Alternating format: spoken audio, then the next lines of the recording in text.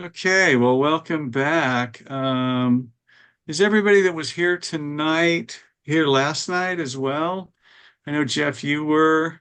I don't think we have any new participants yet.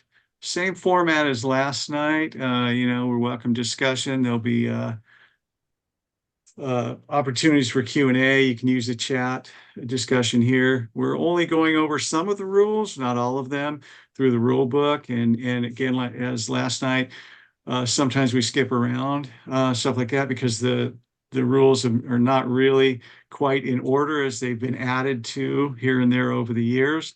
So, but we encourage you, especially as umpires and managers and coaches, but especially as umpires, to really dive into the rule book. This should kind of get you started as to where things are at. Familiarize yourself with the rule books and policies there. But there's no substitute for really reading the book. I prefer a hard copy. There's no real, but you can get it free on the app at littleleague.org under the umpire registry. And this one, 2023, probably there's no significant changes. This is pretty much will be the rules that we'll be using for 2024. I don't know if the printed version is coming out yet.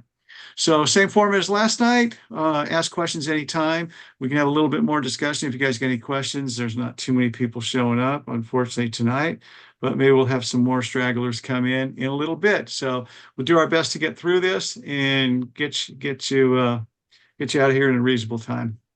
So with that being said, if you guys don't know, I'm John Peretta, part of the umpire staff. Dave Graham and Ken Sachs are part of the umpire staff as well too. John Evans is the new umpire in chief for District 33. He's not here tonight. We're all pinch hitting for him. So we hope to see him back real soon. So we're going to start it off with Dave Graham. He's going to take you through batting out of turn.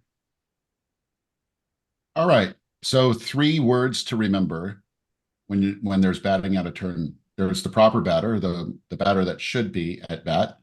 There's an improper batter, the one who is actually at bat, that's not the proper one. And there is the legal batter, or you may see this phrased as legalized batter, and that's when an improper batter becomes the proper batter. So we're going to go through some of these situations and understand what happens when an improper batter is steps into the box, takes a pitch, and what happens when there's an appeal on the improper batter. So 607A says the batter shall be called out on appeal.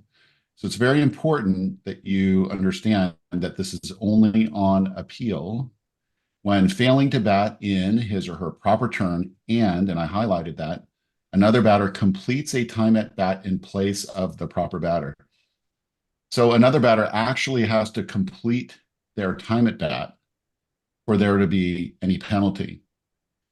So 607A1 says the proper batter may take a position in the batter's box at any time before the improper batter becomes a runner. Excuse me, something just popped up on my screen.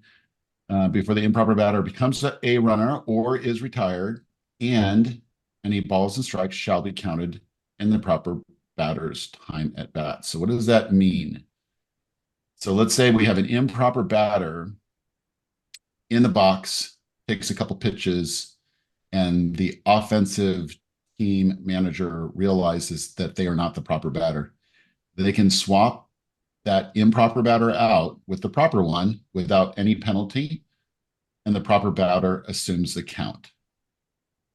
Consequently, if the defense goes and appeals that the batter who is in the box is improper and they haven't become a runner, so at that point, we're just going to swap out the proper batter and they'll just assume the count. There's no penalty. All right, 607B says that when an improper batter becomes a runner or is retired, and the defensive team appeals to the umpire before the first pitch to the next batter of either team, or, and this is important, before any play or attempted play. So in order for there to be a penalty, an appeal must take place before the first pitch to the next batter and before any play or attempted play. So what is an attempted play, like a pickoff move, would then nullify the defensive coach's ability to appeal the improper batter. So I'm going to read on. So B1 says that the umpire shall declare the proper batter out and nullify any advance or score made because of a ball batted to the improper batter or because of the improper batter's advance to first base on a hit, an error, a base on balls, a hit batter, or otherwise.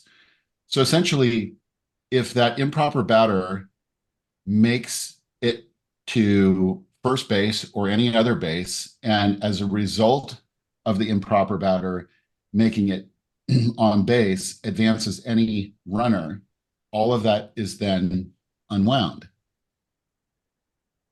So we're going to talk a little bit more about the mechanics of this in the next slide. But one thing to note that if any runner that is on base advances, not as a result of the improper batter, but because of a stolen base or an error or anything like that, all of those advances are legal because they're not the result of the improper batter.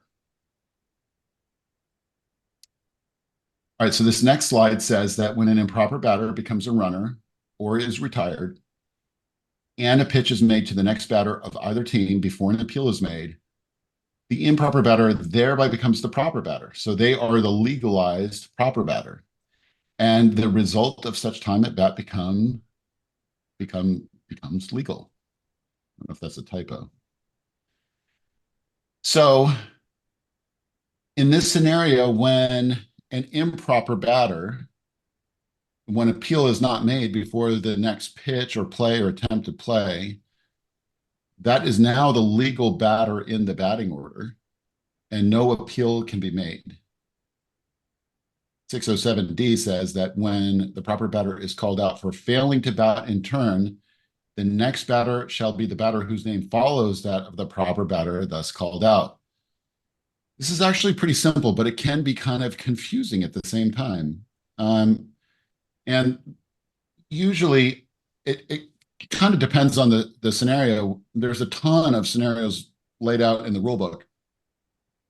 But usually what ends up happening is, if batter 4 is in the box or should be in the box and batter 5 comes up, they're right next to each other in the batting order.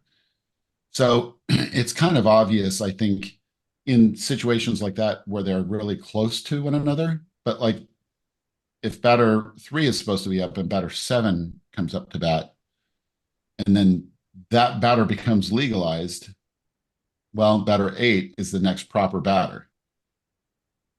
Now, if batter 7 comes up and then they make it to base and then appeal is made, the proper batter is the one who's out. So you're going to have some interesting situations where, like, let's say that batter 4 comes up in place of batter 3. Appeal is made on batter 4. Well, batter 3's out, even though batter 3 never actually made it to base. And then batter 4 stays in the box and bats again because they're the next batter. Make sense? Clear as mud? If you have any questions on this, please put them in chat. We're going to cover it at the end of this section. So 607D2, when an improper batter becomes a proper batter because no appeal is made before the next pitch, the next batter shall be the batter whose name follows that of such legalized improper batter. We just talked about that, but I thought it would read the rule just in case. The instant an improper batter's actions are legalized, the batting order picks up with the name following that of the legalized improper batter. All right. So I know that Mark Beal is the expert on all things batting out of turn. I looked for a reference before this session, but I could not find it. I think the way that I understand it is if somebody is out, so if an improper batter comes up to hit, makes it to base, and then appealed, the proper batter who is out, I believe, has satisfied their mandatory one at bat. John can chime in here if I have that rule wrong. I so you're saying that okay, so you, you have to step into the box. As far as I know. So are you saying that so the improper batter gets the improper batter reaches base, right? Improper batter, yes. Improper So batter reaches base. A successful appeal is made. Proper batter is called out. Did they have an at bat for the purpose of mandatory play?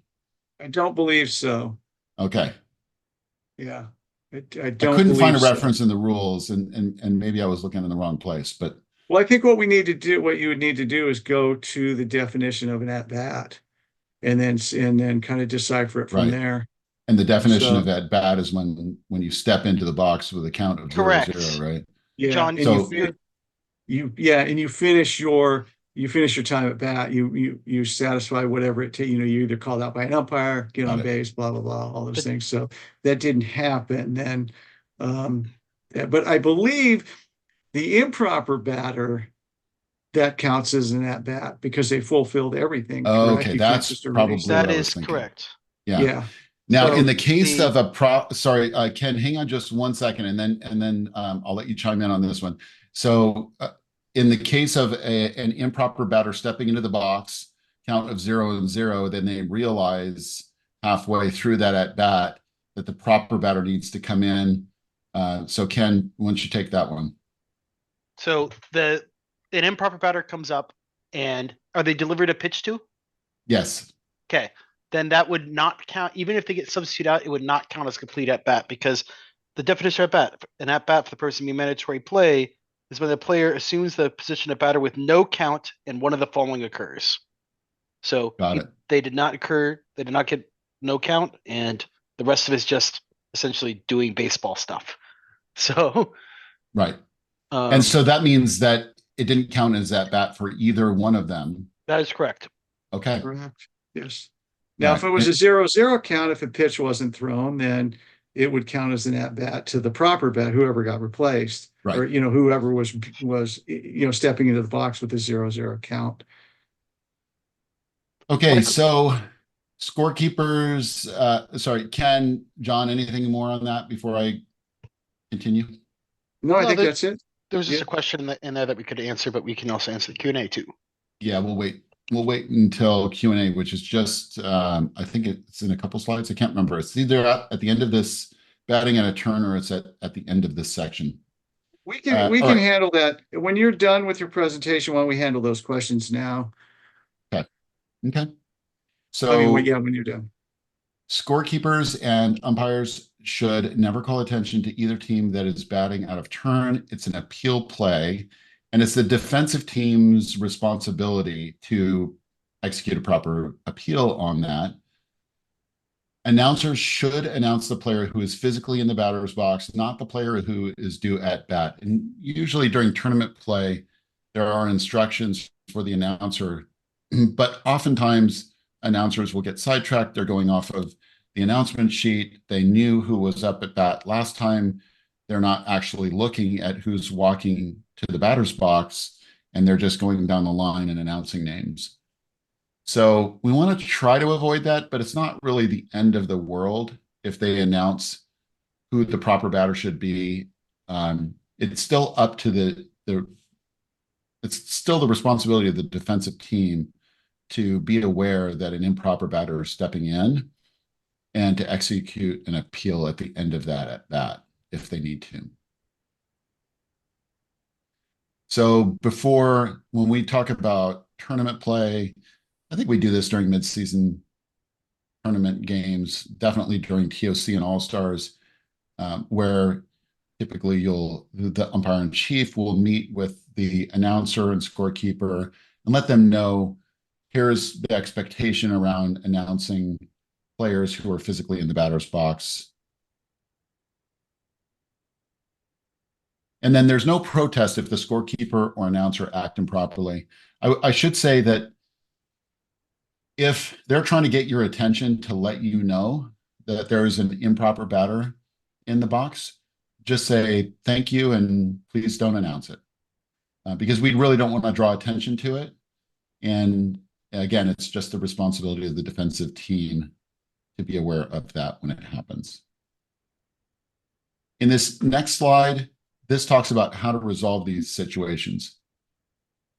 So it's just a very simple yes, no branch right here. You identify the batter in question and the proper appeal window. Was the appeal executed before the next pitch, play, or attempted play? You go back one batter. The batter is proper by definition, either proper or legalized. So you start with now I'm just looking at this little flow chart. Was the batter in question proper? If they were proper, there's no penalty. Previous play stands. You look at your lineup card for the next proper batter. If they weren't proper, you call the proper batter out. You reset the play. And then the only advancement that is allowed would be advancement that is not related to the improper batter. So stolen bases, etc.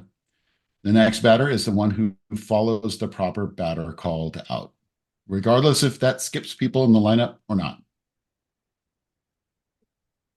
And I think so this is the last slide on batting out of turn. We don't have a Q&A slide here, but we'll pause here and let's look at questions in chat. So can you clarify your question on a missed base appeal? Sure. So if there's an improper batter that has made it to base, and let's say R1 missed second base on their way to R3. So we have a batter runner standing on R1, and we have a runner standing on third base, and the the batter is standing on first base. The defense gets the ball. They sit there, time's called, they all come out, time gets put back in. The pitcher steps off, throws the ball to second base, stands on it, says the runner out's on third, missed second base. Could they then appeal that actually the batter runner should be out because after all, he batted out of turn? So you've got warring appeals, and an appeal is not a pitch, a play, or an attempted play. So I would assume that you could stack appeals, but I'm going to go to my rules experts on this one. So you are correct on that. You have to go back to look at the definition of an appeal, and you're right, it is not a play. And remember, it's no different than any other play. You can have successive appeals in any other play. So if, for instance, if you have multiple runners missing bases, or maybe multiple runners on a tag-up opportunity missing, failure to retouch properly, you could do multiple appeals on that. So, it's not. You're right. It's not constituted. It does not constitute a play. Now, the smart coach, I think, would know in this scenario that we've got an improper batter at bat, and I could maybe get an out on appeal. And if I got the out on appeal, it's likely that the offense is going to bat out of turn again. Yeah, but they could get both. Well, they wouldn't get two outs because the remedy for batting out of turn is to pull everything back. But they could mess up and then do that again, or incorrectly appeal and get no, it's not, and then try for the appeal. Right, exactly. And so let's say that batter 5 was supposed to be up, batter 7 comes up to bat. They get the out on appeal for batter 7. Batter 7 is the legalized, now proper batter. And then batter 6 comes up, which should have been the next batter in the lineup, but is now another improper batter. And now they can get, if that batter reaches base, then they can get another free out. Well, not necessarily, because remember, if there's a pitch thrown, then it's going to legalize that batter. So it would, but it would legalize batter 7. In this situation, I said batter 6 comes up. Okay. So that the next batter in that situation would be batter 8. Yeah. So, and then Stephen actually asked a question. So strategically, if you know there's an improper batter, you would want to wait until they're on base before you appeal or before you appeal. So there's not, yeah. And actually, managers that understand this will kind of hold their cards a little bit, because sometimes what can happen is, like David said, um, you don't know who the next batter's going to be up, and you can sometimes use it to your advantage to skip over maybe a stud player or something like that. So so it is have a little bit of good managers having a little bit of a poker face on this and know when to do it. Because again, sometimes it can work to your advantage by waiting a little bit and seeing what happens next.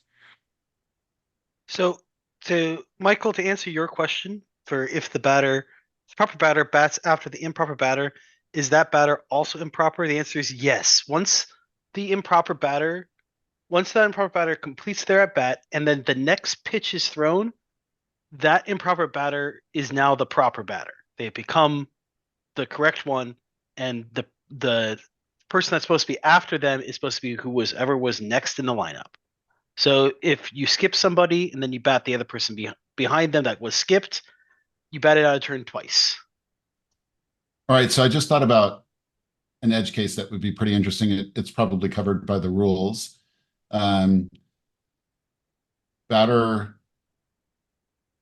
Batter 6 is the proper batter, but batter 8 comes in, gets a hit, is on base, no appeal is made.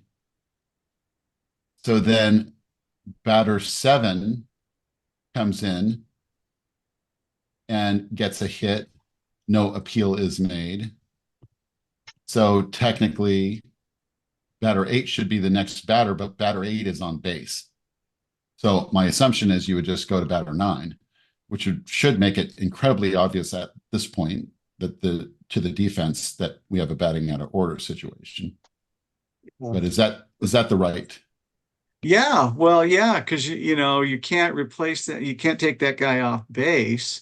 So yeah, it's going to be, so you kind of dug yourself in a bit of a hole as the offensive manager there. So you just have to take your chances, put number 9 in and see what happens. Because if a pitch is thrown to number 9 and the defensive team is not paying attention, well, there you go. So, and interestingly enough, this rule is the same in all rule sets. You just don't see it. But I believe it was a year or two ago in the major leagues. I think they botched it too. I think there was a mistake on that. And if I remember correctly, it cost I think the crew chief perhaps a postseason assignment. I want to say, if I remember correctly, it was fairly recent. So you just at the upper levels, the professional levels, you just don't see it that often. But it's the same rule in across all rule sets that I know of. So it just happens to happen more in youth baseball, with the young ones, because of the inexperience of the kids and sometimes the inexperience of the managers and coaches as well. So it's an interesting rule. And yeah, Dave, not to extend this for too much longer, but the one of the things the manager could do is they could have that kid that's standing on second steal. Just tell him to go for it, even if he leaves early. Because if they go for the play, well, a play was made, and if he doesn't get out, then they validated the improper batter. If the pitcher actually throws it. That's true, but yeah, most of them will try to get the out. Right. Yeah, it's a gamble, right? Because if that runner advances for free and no attempt is made to retire the runner, that's legal advancement. Yep. In fact, that works for all appeal plays. Yeah. If they know they missed the bag, just send them. Yeah. Yeah. That's a good point. You can. All right, John, you are okay. Up. I am up. We're going to start talking about the pitchers. This is in the regulation portion of your rule book. We really encourage, obviously managers and coaches need to know this as well too, but umpires as well really need to know this. And this also, this portion here really kind of illustrates the importance of an umpire keeping a proper lineup card. And I know with continuous batting order throughout regular season and all-stars, it becomes less of an issue. But the umpire still has to make sure there's no ineligible substitutions, even though you won't have your regular player substitutions like we used to have with Bat 9 in all-stars. You're still going to have pitcher and catcher substitutions.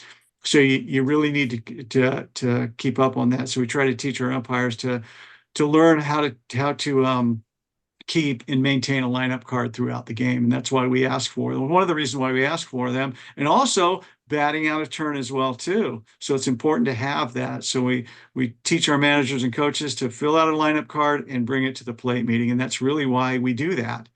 People wonder why the umpires have the lineup card. Well, it's for reasons like batting out of turn and substitutions and stuff like that. So regulation 6, the pitchers, this is talking about what a pitcher can and cannot do. This is really kind of specific to Little League. Little League has really been, I think, a good thing on the forefront of pitcher and player safety. And this is one of the things Little League is the first one to institute pitch counts as well. And that actually trickled up to the high school level. So I think it's a good thing. So with regarding the pitcher, if you pitch any player who plays a position of catcher, 4 or more innings in a game is not eligible to pitch on that calendar day. So there are a couple of exceptions to that. If the catcher catches for 3 innings or less, moves to the pitcher position and delivers 21 pitches or more, or 31 in the upper divisions in the same day, they may not return to the catcher position. So in other words, if you have a catcher that pitches 3 innings, or excuse me, catches 3 innings, they can come and pitch up to 20 pitches and then still be eligible to be put back in the catcher position. And the threshold limit applies as well here too. So if say the catcher has caught 3 innings and he faces a batter at 18, maybe 18 pitches when he comes in to pitch, and he goes over that, that's going to count to the threshold of the 20 pitch limit. So in other words, the threshold exception does apply. Okay, next slide.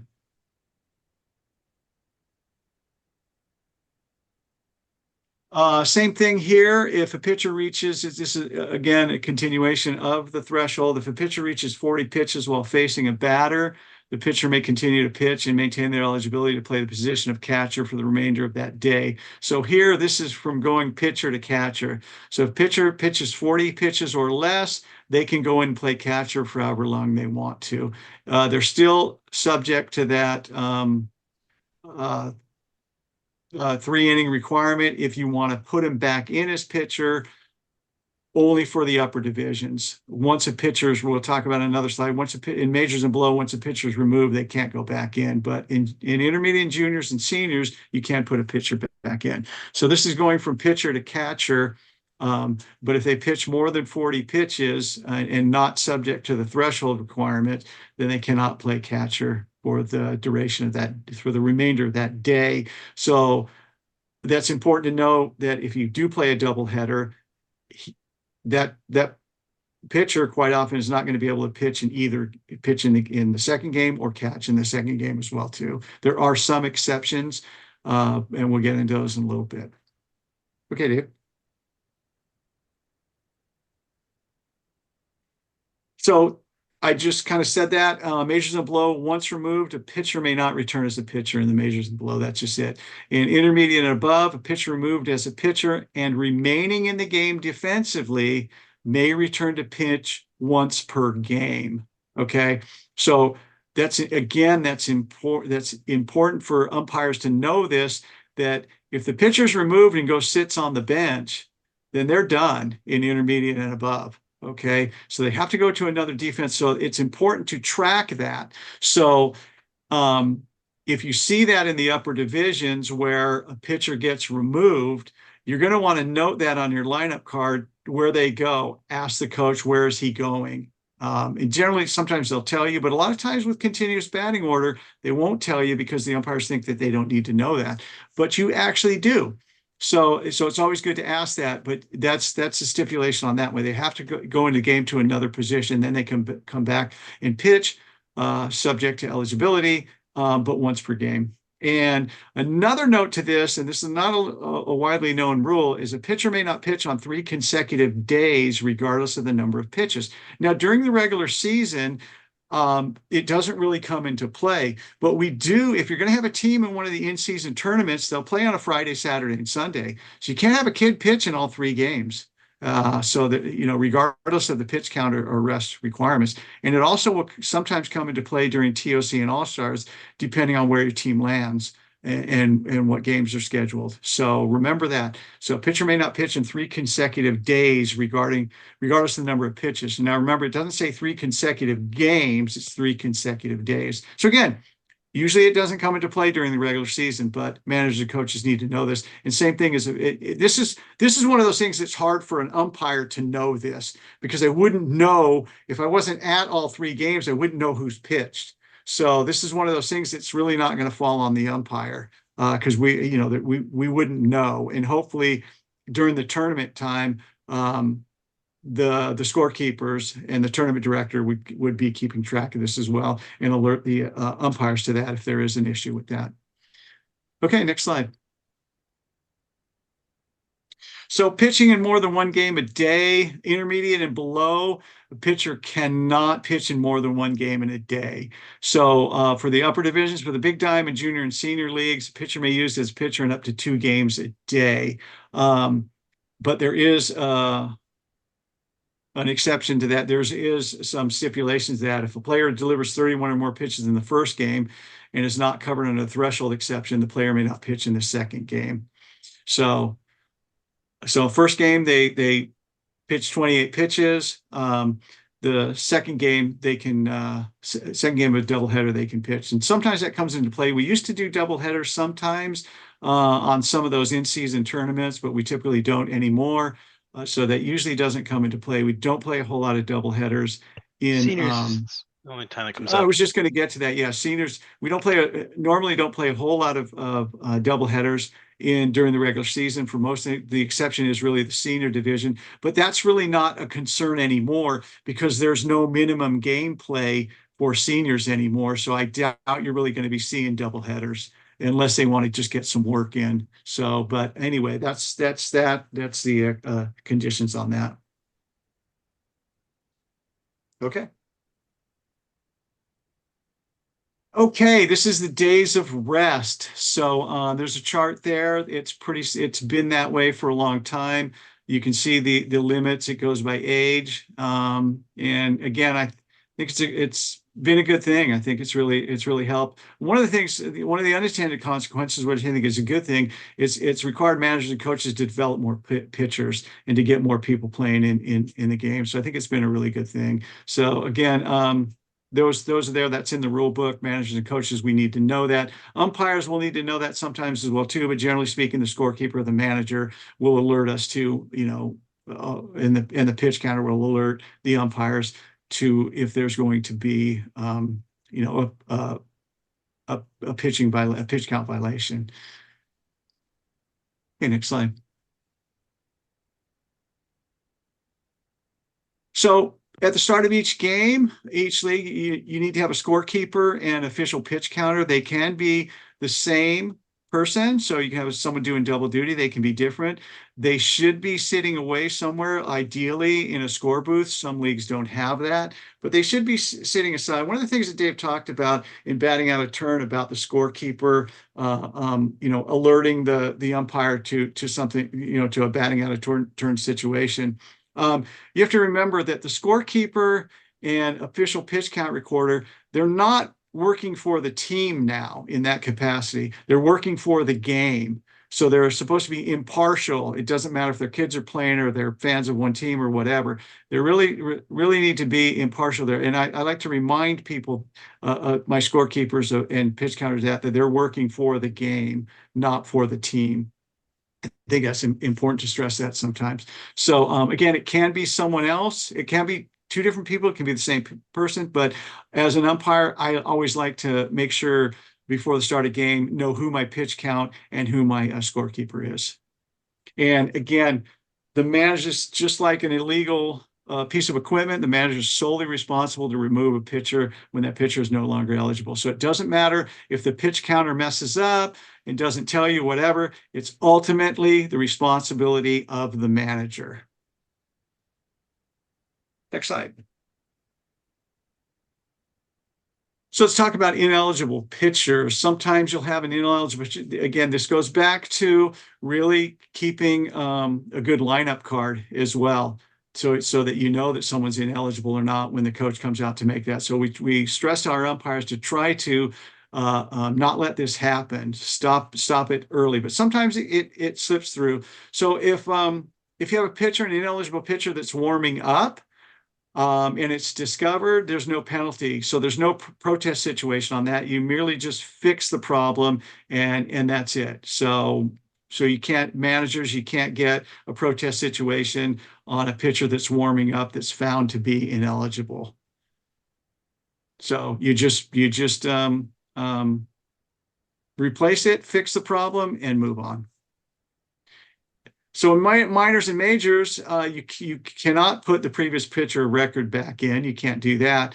And in intermediate and above, once the pitcher is replaced, you can't bring the starter back in subject to eligibility until the replacement pitcher has pitched to at least one batter. So see 3.05B on that.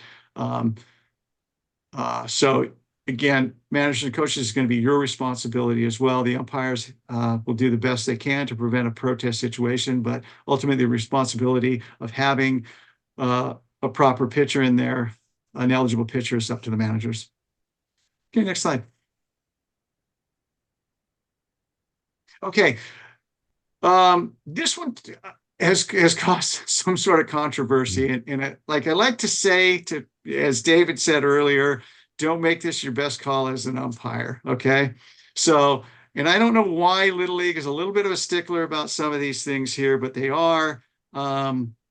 So, we just have to enforce it. So any part of the pitcher's undershirt, if exposed, can't be white or gray. So a pitcher can wear an undershirt, okay? But it can't be white or gray, all right? With long sleeves. Excuse me. The t-shirt can be, but if it's long sleeve, the long sleeve can't be white or gray. So they either have to pull them up and keep them up, or you're gonna have to replace, take off the shirt. Play calling bands, you see those, wrist coaches or whatever. They can, the equipment must be worn as the manufacturer intended. It's got to be on the wrist or the forearm. You can't put it on the belt. Why? I don't know, but Little League says, no, you can't do that. You can also, this caused some controversy as well, too. You can wear a batting glove on your non-throwing hand, provided it's not white, gray, or optic yellow, okay? If the umpire considers distracting the batter, she may have it removed. We don't teach our umpires to grab this end of the stick, whatever. Some of these rules, you just kind of let go. If someone says something, then you obviously got to enforce it equally for both sides. But certainly if an umpire sees it, but that goes back to considers distracting. What would be distracting? I can't imagine any situation where any batting glove other than white, gray, or optic yellow would be distracting. But that's the way it goes. So you can't, a pitcher can't wear anything on his or her hands or wrists or arms that may be distracting the batter. Sweatbands, no, we make them take it off. Those little friendship bracelets, yeah, you got to take all that stuff off, okay? And the glove can't be exclusive of the piping. It can't be white or light gray or distracting in any matter, whatever that is, we're not sure. And you can't put anything fancy like some tassels or whatever on your glove. You just can't do it. So those are the restrictions on pitcher's uniform and gear. Okay, next slide. Okay, let's talk about the legal pitching delivery. So there's two positions, the windup and the set. All right, and I think we're all familiar with that. So they can pitch from the windup and the set at any time. There's no restriction to that. They can change from the windup to the set per batter, even during each pitch. Doesn't matter. So there's no restriction on that. They may pitch from either one of these positions. So the important thing to say is a pitcher may, from these positions, a pitcher may do one of three things: deliver a pitch to the batter, step and throw to an occupied base, and disengage the pitcher plate with the pivot foot. So that's we call that a proper disengagement. So they can do one of three things. So deliver a pitch to the batter, step and throw to an occupied base, and disengage the pitcher plate with the pivot foot. Now, it doesn't say that they have to disengage the rubber to throw to a base. It's important that you note number 2 there. Step and throw to an occupied base. So you do not have to disengage. That causes a lot of controversy sometimes when people step and throw to an occupied base. You'll have coaches sometimes arguing that they have to disengage to throw to base. That is not the case. And even in the windup, remember, these are from the windup and the set. You don't see a lot of times people throw from the windup to a base, but they're absolutely allowed to, provided they step and throw in the direction of the base. And then once the difference is once the pitcher starts his windup, then he's committed to pitch. In the set position, it's a little different. Once they start, they can throw to a base, provided they do it legally. But from the windup, surprisingly enough, you can pick to a base from the windup. But once you start the windup, you're committing the pitcher to the pitch. Okay, next slide. Okay, this is one of those things. This is another one of those. Don't make this your best call. Sometimes a little warning is the best thing. The pitcher shall not bring the pitching hand in contact with the mouth or lips while in contact with the pitcher's plate. This changed a little while ago. It used to be that you couldn't within the vicinity of the rubber. I can't remember exactly what it was, but typically you'll see a kid, they'll go to the mouth. As long as they're off the rubber, it's okay. And as umpires, we teach them just that we want to see a wipe. So some kids are a little clever. They act like they're wiping and they're really not. But as long as they act like, give me a wipe, and that's it. You can blow on the ball if you want to, if it's cold, or blow on your hands if it's cold while you're on the rubber. I'm not going to get heartburn over that. Another thing to note here is the pitcher can't apply anything to the ball. A pitcher can only rub the ball between their bare hands. So technically speaking, if you have a pitcher that is wearing a batting glove on their non-throwing hand and they want to rub up a baseball, they're supposed to take off the batting glove. Generally speaking, it doesn't happen. So we kind of let that one go. But they can't rub dirt on it. As an umpire, we tell them not to do that. It's a warning. There's no real penalty for that, but it's kind of a warning. Don't do that, and give them another ball and swap it out. Tell them they can't rub dirt on it. Okay, but they can rub the ball in their bare hands. Now, if you wanted to, you can immediately call a ball, but I think for the first one, it's just a warning. Hey, don't do that, and they generally get the message. But you do have a little bit of ammunition there if they continue to violate your directives. Okay, next slide.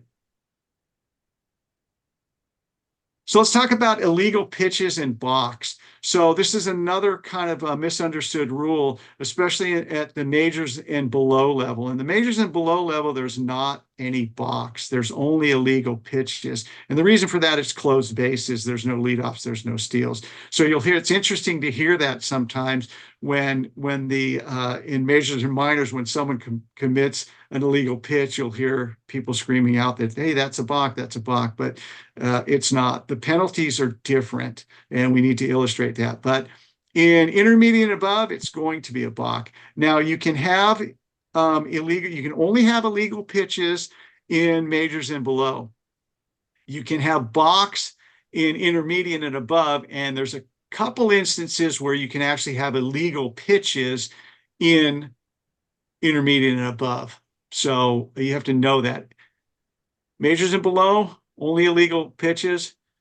Intermediate and above, most of them are balks, but sometimes there's going to be some illegal pitches, and the penalties are a little bit different. Okay, so if the pitcher touching the plate makes any motion naturally associated with the pitch and fails to make such a delivery, that's usually what we would call the upper divisions a start-stop balk, but it's an illegal pitch in majors and below. The pitcher, while touching the plate, feints a throw to first base and fails to complete that throw. That's from the rubber. Basically, when a pitcher steps off, they can do almost anything they want. But from the rubber, if they feint a throw to first base and fail to complete that throw. Now, remember, it's important to understand the throw to first base. So pitchers in Little League Baseball can feint to throw to second base and feint to throw to third base. That differs from Major League Baseball, where you can't fake the throw to third base anymore. So the first to third move has been outlawed by virtue of that, because you can't fake to third. But in Little League Baseball, you still can. The first to third move is legal in Little League Baseball, and it causes a lot of confusion sometimes. So you need to know that the rule there is pretty specific. Feints to throw to first base. And the pitcher, while touching the plate, fails to step directly towards a base before throwing to that base. So that's not gaining distance or direction on an attempted pickoff play. So that would be illegal pitch or a balk. And the pitcher, while touching the base, throws or feints throw to an unoccupied base, except for the purpose of making a play. So that's an interesting one too. You'll see that a lot of times, mostly at the upper divisions where there's steals. So everyone forgets that last part, except for the purpose of making a throw or making a play, excuse me. So a lot of people say you can't throw to an unoccupied base. That is true, but they never read the last part of that, except for the purpose of making a play. So we could illustrate that maybe at our mechanics clinic, if that subject comes up. Dave, shameless plug for our mechanics clinic this Sunday. Yeah, what's the date, the time, and the location? It is this Sunday, February 25th, 8:30 a.m. to 1 p.m. at San Carlos Little League. Shameless plug. All right. Thank you. Next slide, Dave. Okay. And the pitcher makes a quick pitch. Umpires will judge a quick pitch as one delivered before the batter is reasonably set in the batter's box. This is one of those instances where you can have this can be an illegal pitch in intermediate and above. With no runners on, a quick pitch is an illegal pitch in intermediate and above. Now, I want to stress this: a quick pitch is very dangerous, and the umpire should do everything in their power not to let it happen. So it's really incumbent on the plate umpire to always be aware of what the pitcher's doing, and if the batter's reasonably set in the box. Certainly, if the batter's looking down, don't let the pitcher pitch. You don't see it too much at the higher levels, but a lot of times in the lower levels, the kids just wants to keep pitching. So you got to be aware of that. So that's an illegal pitch, majors and below. And with no runners on, it's an illegal pitch in intermediate and above. With runners on the intermediate and above, it's going to be a balk. And then the pitcher delivers the ball to the batter while not facing the batter. Not really sure what that is. Not facing, but I guess so you have your back turn, you throw the ball over your head or something like that. I don't know. I've never seen it, but that's in the rule. And then the pitcher makes any motion naturally associated with the pitch while not touching the pitcher's plate. And that's another one that can be an illegal pitch in intermediate and above as well. So the penalties for that in majors and minors is going to be a ball to the batter. Any illegal pitch is going to be a ball to the batter. And in juniors and intermediate and above, it's going to be a balk with runners on base. Otherwise, a ball to the batter. And interesting, let's talk about balks as well too. Balks are a little bit misunderstood, and I wish we'd actually give a course on teaching balks. We typically don't have time, but a lot of people think that are hung up. The point I want to make is hung up on deceiving the runner. Everyone says that's a balk because he's deceived the runner, and that's not entirely true. You can deceive the runner. I wish they cleaned that language up in the rule book, because there is some language in there about deceiving the runner, the attempt to deceive the runner. Pitchers can deceive the runner, okay? They just have to do it legally. So there's certain steps. You can read it in the pitcher section of what the pitcher can do. So I stress to managers and coaches, don't bring up that, hey, he's deceiving the batter or deceiving the runner, excuse me, on a balk. They're allowed to do that. They just have to do it legally. Okay, next slide. So the pitcher, without having the ball stands on or astride the pitcher's plate or while off the plate, feints a pitch. So he can't get up. Basically, the pitcher can't get on the rubber. You'll see this a lot where teams try the hidden ball trick. So the pitcher can't be on the rubber without the ball. Okay. or if he's astride the pitcher plate or while off the plate, feints a pitch. So you can't do that. But in order for us to put the ball in play, if it's a dead ball situation, the pitcher has to have the ball. So you'll see this 805I sometimes on a hidden ball trick. You need to be aware of that, umpires, at times. You don't see it too often, but it does come up. And then the pitcher, while touching the plate, accidentally or intentionally drops the ball. So on this one, 805J, this has come up actually a couple times in my umpiring career. It says the pitcher, while touching the plate, accidentally or intentionally drops the ball. It doesn't mean the ball has to hit the ground, interestingly enough, because that has happened to me. So if they drop the ball, it pops out and they catch it, that's still going to be either an illegal pitch or a balk, depending on the division they're in. So that's interesting to note on that one. Just dropping the ball doesn't imply that it has to hit the ground. And then intermediate and above, the pitcher delivers the pitch from the set position without coming to a stop. So that's a no stop balk. You see that in juniors all the time, especially with new 13-year-olds coming in. In majors and below, the pitcher can do almost anything they want. They can blow through their stop. They can, do whatever. Again, there's no penalty for that, but it does change when they get on the big diamond with the open bases. And if a batter is hit by a pitch on an illegal pitch, they're going to get first base without reference to the illegal pitch. Okay, next slide. So the penalty for an illegal pitch, the ball's dead, no runners will advance. Basically, it's a ball to the batter on majors and minors, even if the pitch is not actually thrown. An illegal pitch is going to be it is added to the pitch count as well too. It's a ball to the batter and a pitch to the pitch count.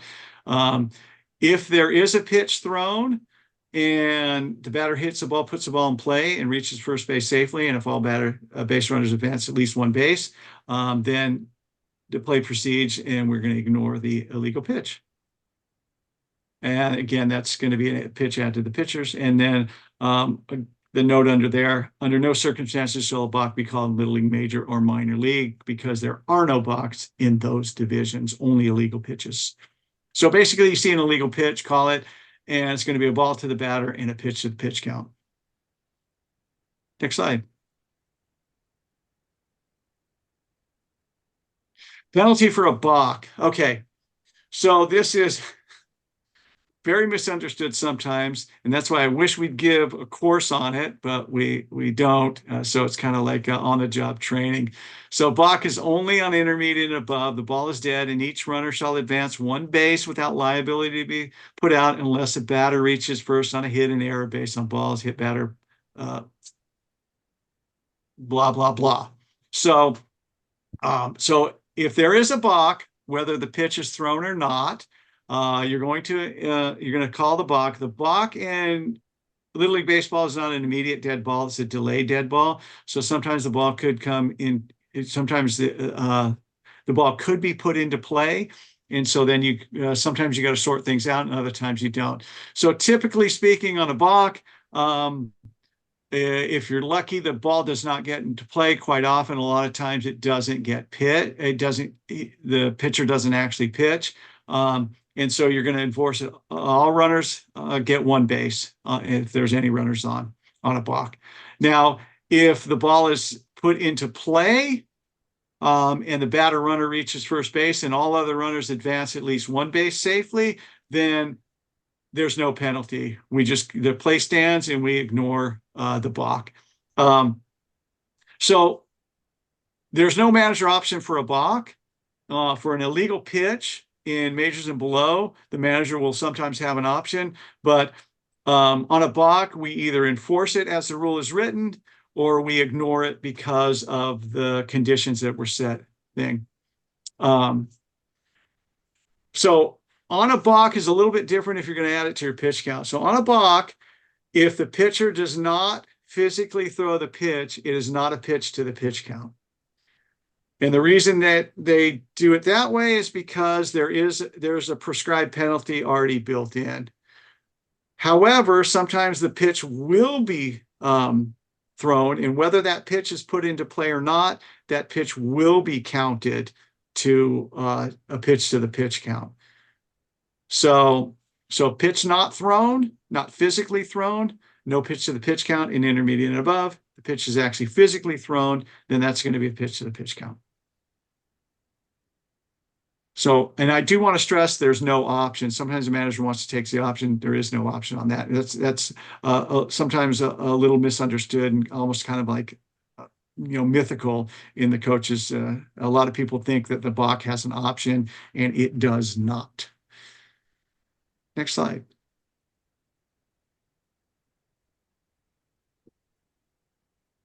So this is what I was talking about.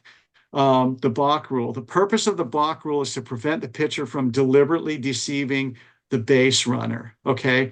And I don't like this wording here because it says if there is doubt in the umpire's mind, the intent of the pitcher should govern. I don't necessarily agree with that because the rules are pretty specific about what a pitcher could do. I really wish they would clean this up, and they should say is to prevent the pitcher from, instead of deliberately, they should say from illegally deceiving the base runner. Because if you have a good left-handed pitcher that can cross his knee over the back of his, over the back leg, over the pitcher's rubber and not his front foot, that's deceiving the runner. So there's all sorts of things, especially a left-handed pitcher can do to deceive the runner. And some things are illegal and some things are not. So I really don't like this. And a lot of people read this as, well, he deceived the runner. Well, yeah, he did deceive the runner, and he could have done it legally. So if you go look at what defines a balk, what the pitcher can and cannot do, that's really what governs it. Not whether it looks funny, not whether that his delivery wasn't the same, because a pitcher can alter his delivery all he wants from one pitch to the next. He doesn't have to do the same thing every time. So it's kind of a little bit of a misunderstood rule. And a lot of people, and it does take a little bit of time to master, calling balks and awarding bases and understanding what is a balk and what is not. So, so straddling the pitcher's plate without the ball is to be interpreted as intent to deceive and ruled a balk. Well, yes, because the rules say that he can't do that. So that's, that's prescribed in the rules. Basically what I like to say, because the rule book says so. And with the runner on first base and the runner attempting to steal second, the pitcher may make a complete turn without hesitating towards first and throw to second base. This is not to be interpreted as throwing to an unoccupied base. Again, that goes back to the other rule where it talks about can't throw to an unoccupied base except for the purpose of making a play. And I don't want to get into too much of that, the explanation of that, but you see that's kind of like an inside or an outside move. They can actually turn either way, left-handed and right-handed pitchers. So we call that an inside. If they turn one way, it's an inside move, and the other way it's an outside move. So, but it can be sometimes that they do throw to that base if the guy's not stealing. Sometimes that can be throwing to an unoccupied base. So there's some nuances with a 0.2 there. But again, they're legally allowed to do that. Okay, next slide. Okay, defensive visits. This changed a few years ago. They limited the number of visits you can get. So now a manager and coaches may visit a pitcher once per inning. Minors, you still get the old rule. You get twice per inning. But you get what I like to say is one for free in the inning. So you get once, the manager or coach may visit, and on the second visit, the pitcher must be removed. And that's in an inning. So in a game, you get 2 for free, minus 3 for free. But you get 2 times you can in a game, but on the third time during the game, you have to remove the pitcher. So that's changed a little bit. So you don't have managers and coaches, you don't have as many visits. And this is true in majors and above. Minors is the only one that's different. Okay. So a couple things you need to note here. A visit with any one of your defensive players, if a coach calls time and it's not maybe an injury timeout or something like that, that's going to count as a conference, a visit to your pitcher. Okay. And in intermediate, junior, senior, there because you can reinsert a pitcher, the visits are cumulative for re-entered pitchers. Again, the importance of keeping a good lineup card and notating how many visits. I hate to say it, but I was involved last year in a storm of a game because we got the visits wrong. And unfortunately the scorekeeper didn't keep track of the visits. And yeah, it was a bad deal. And I still have a lot of regrets about that one as well too. But we made a mistake because didn't keep proper paperwork. And the biggest issue is everybody didn't keep the proper paperwork, and it turned into a bad deal. And I'm sorry about that, but that illustrates, learn from my mistakes, that you need to keep a good record of that. Okay. Now, another thing too is if there's a defensive conference, the offense can take a conference as well too. It's not like they can't, talk to their batters or their runners or something like that. You can legally do that. All right. And I just say you don't need the UIC's discretion. If you want to visit with your runner on base when there's a defensive conference, or if there's a pitching change or something like that, you can do that. But all we just try to tell them, the managers on the offensive team, is don't delay the game. Just when it's balls in or last pitch, you'll hear last pitch. Just send your players back to their bases and be ready. That's the only thing. We just don't want to waste the time. It just becomes a pace of play issue. But if you do have a defensive conference, the offense can talk to their players, whatever. And that's legal and in the rule book. Next slide.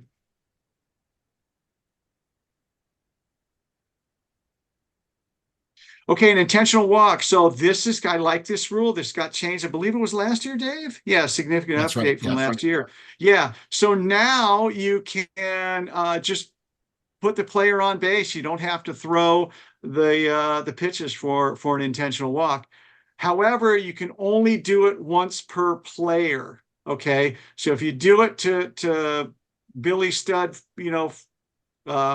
fourth hitter, if you do it once in a game, you can't send him to first base a second time, and that's true. So it's only once per player. Player only gets to do it once. Now you can throw 4 wide to him the rest of the game if you don't want to pitch to him, but you only get 1 per player, and that's true in all divisions now. Thank goodness. It used to not be in the upper divisions, but they let it go everywhere. So you can do that, and also you can do it anytime. It used to be you had to do it before the batter, but now you can do it anytime. So if you throw 2 balls and you want to put the runner on first, then you can do that as well. It's important to note though that it does get added to the pitch count. So if you wave into to first with no pitches being thrown, it's going to be 4 pitches to the pitch count. And if it's 2-0 count and you want to wave them, then it would be 2 pitches to add it to the pitch count. So whatever ball count is remaining, that adds to the pitch count. And all you need to do as a manager is just get the umpire's intention and say, hey, put them on. So it's also good to note that as an umpire, again, go back to the scorecard. You might want to make a notation of that anytime there's an intentional walk. So that way you know that they can't do it again, a free pass to them again. So you might want to do that. You don't see it too often in the games though, but it does happen. All right. Next slide. Oh, wow. We're here to Q&A already? Dang. All right. And there's only one question. Oh, we'll take Michael's question first. Okay. What's the penalty if the catcher is out of the catcher's box on an intentional walk?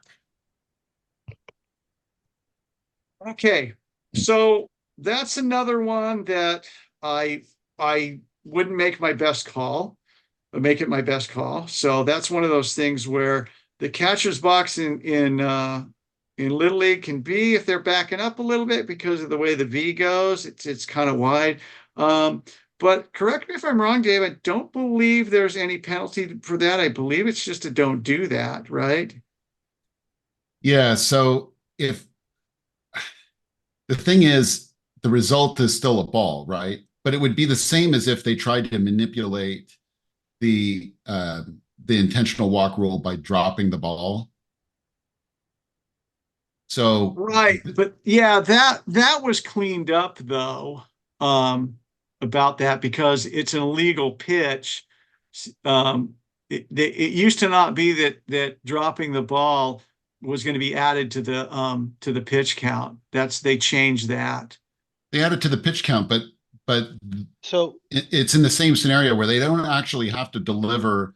Let's say that they've already exercised their intentional walk on a batter and they Okay. don't want to throw 4 pitches to that same batter, and they try to manipulate it in a way that doesn't result in them accidentally throwing a ball over the plate, either by dropping the ball or having the catcher set up completely outside of the catcher's box. Then it's a warning for them that they must follow the rules, and if they do not follow the rules, somebody's going to be going home.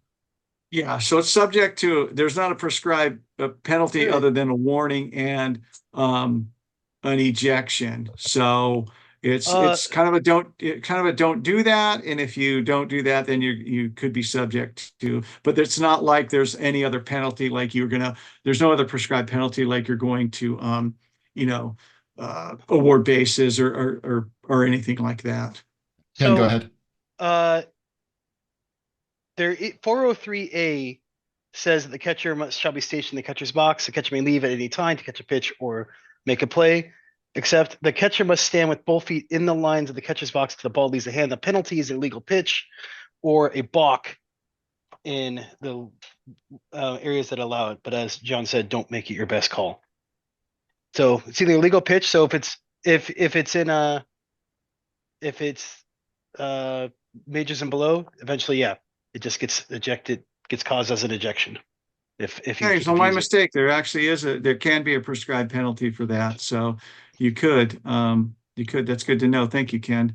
But yeah, generally speaking, it's going to be hard to tell obviously if the catcher is set up in outside the box way before the pitcher's going to pitch the ball, I'm going to tell him he can't do that. So there's not really going to be a penalty applied there. So, but a lot of times, if he starts his windup and maybe the catcher gets a half a step out of the box a little bit, I'm probably not even going to notice that. So again, I think that there's a lot of rules there, and the one that we talked about last night about hitting a ball with 1 foot entirely outside of the box on the ground.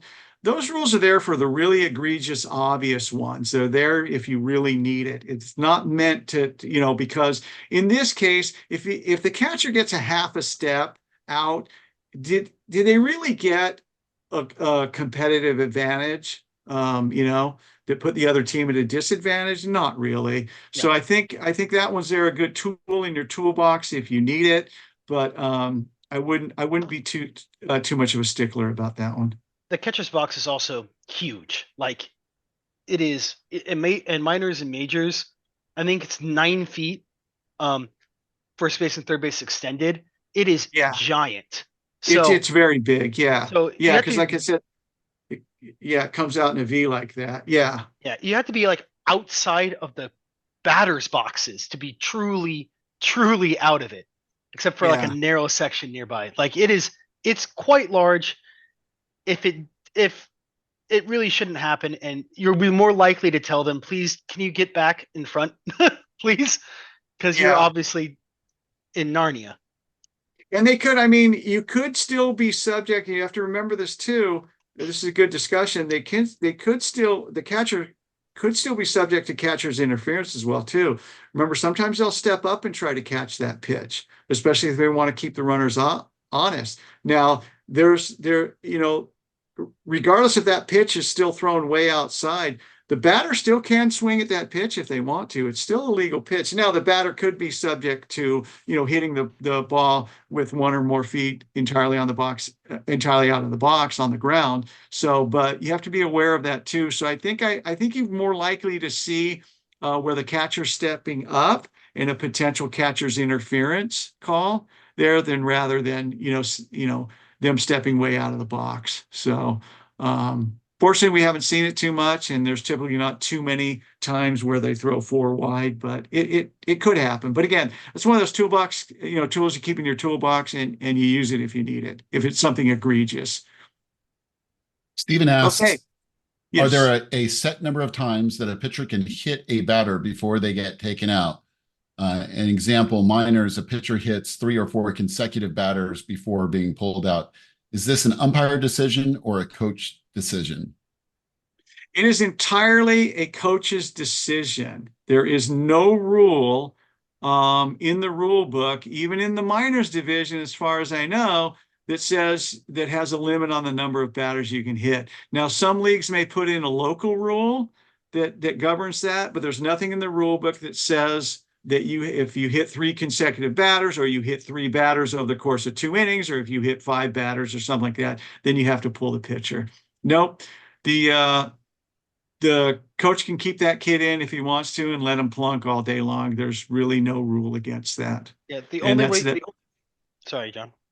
No, and again, that's that. There's really not a whole lot you can do about it. Generally speaking, you're not. There is a penalty, basically a built-in penalty for a hit by pitch. The kid goes to first base. So you probably, as a manager, don't want to continue to be plunking batters and stuff like that. But there is no rule about that. Yeah, All right, the only thing go that ahead. we can remove pitchers for requires intent. They have to be intentionally trying to hit batters. If they're not, we can't do anything about it as umpires.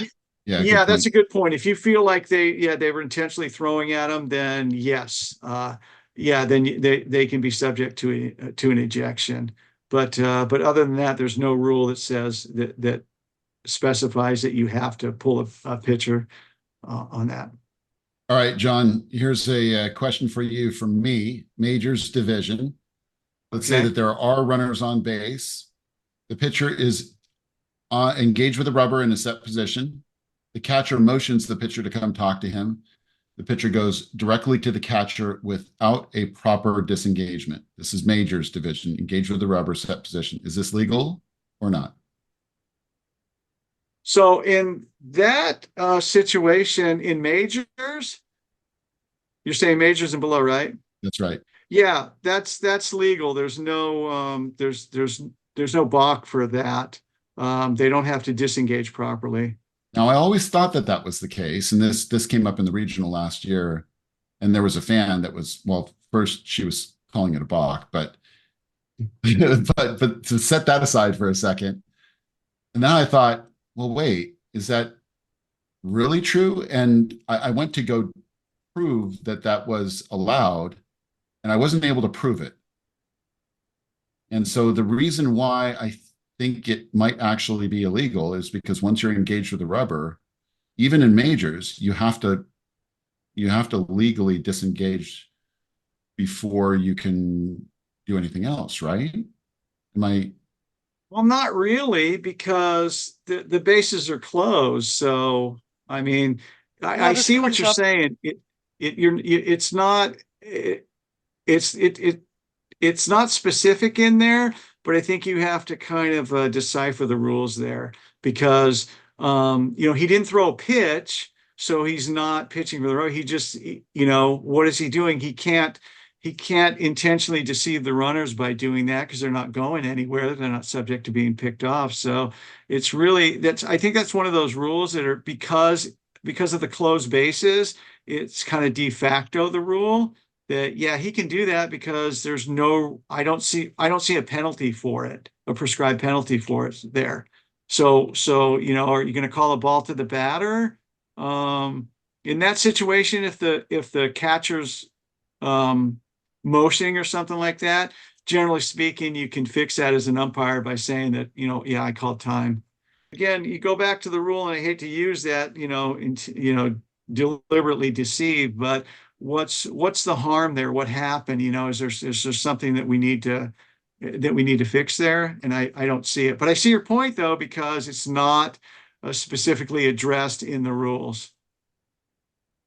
All right. Oliver said, explain the difference between an outside pitch and the catcher stepping out. So this is back to our intentional walk. Well, the catcher, once the pitch is thrown, the catcher can step wherever he likes.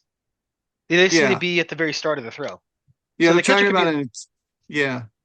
They're talking about an intentional walk there. So when you have an intentional, or excuse me, well, an intentional walk with four thrown pitches. So Yeah. the catcher's standing up and then he steps out.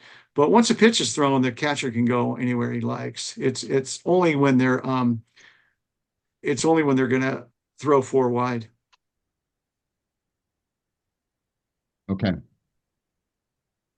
Looks like that's the end of the questions. We're going to go on to game management. Ken, We're, this we're one gonna uh, is hand that yours. we're gonna hand that over to Ken Saxer, who's gonna take us through these next few slides. right. Thank you guys. All right. So the first things we're going to be talking about is mandatory play. So, unless it was enhanced by your local leagues, mandatory play is 6 defensive outs and 1 at bat. Note that's 6 defensive outs, not 6 consecutive. They can do 3. They can do 3 one inning, sit 3 the next inning, perfectly okay as long as they get the full 6 outs. And as it's outs, not innings, that means if you pull them at 2 outs, they need to get that third out from somewhere. For the batting requirement, they have to step up with no count on them as it's CBO. It's very unlikely that we would play a full game where they don't get this unless they are skipped. But it's still part of the rules. So if they are skipped and you guys are and the team is getting really slaughtered and so they're getting three down, this could technically happen. So that's the rule. The penalty for this, there are 2 sides of it. One is on the player side, that's not a penalty for them, and one is on the manager side. For the player, if they don't meet mandatory play during a game, the next game that they play, they must finish the previous game's mandatory play. So if they only played 3 outs last time, they need 3 outs. And then they must also finish the 6 outs before they even get sit. So they have to start, they have to finish it all up. That's if they got missed. So for the manager, it starts going more of a disciplinary track. You get warned, then you get suspended, and then you no longer get to be a manager. So mandatory play is very, very important for the coaches and managers out there. Please be cognizant of this, though there are some exceptions that we'll see in the next slide, please. Not exceptions, there are some alleviating circumstances. So like ejections, that penalty is a baseline. The board could decide that it warrants further penalties, especially if they think it's malicious or intentional. But that's at their discretion. For the player, though, if they don't make it, they need to play. There's no ameliorating it. There is an exception for the manager side of things where if the game is shortened for any reason, let's say the most common one is time, the manager won't be punished. So if you only get 4 innings in because you get your 2-hour mark and little Johnny only got 3 outs in, he would still need to start because you can't reduce or waived at all. Is this new, John? Because this didn't be how it used to be. Do you remember? It's not new. It's not new? No, it's not new, no. No, I was misremembering it then. No, Yeah, Dave likes to highlight the important things. yeah. So you can't reduce it, which means that even in those shortened games, if little Johnny only got 3 outs, he's starting the next game, and he's going to finish those 3 outs. He's going to finish his or her at defensive outs then. So the last note is just for minors. Innings that end naturally, not for time, but for runs, count as 3 outs. So even if the standard minor inning happened where there is no outs in there and they got 5 runs in, that still counts as 3 outs for the purposes of mandatory play. Okay. And then one thing I want to add, Ken, is if the home team does not bat in the bottom half of their last inning, in the bottom half of the 6th or 7th inning, depending on the division, that's not considered a shortened game. Yes, thank you, John. That's very true. It is not considered if it's for the home team. You need to get your mandatory play in by the bottom of the 5th. Otherwise, you are risking this penalty. Next slide. Before we go, this approved ruling at the bottom of the slide, this is what I was remembering Ah, for batting out of order. I had them mixed up.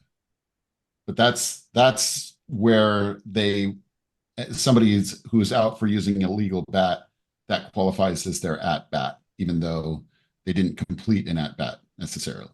well, they got out. That it counts as an out. So Yeah.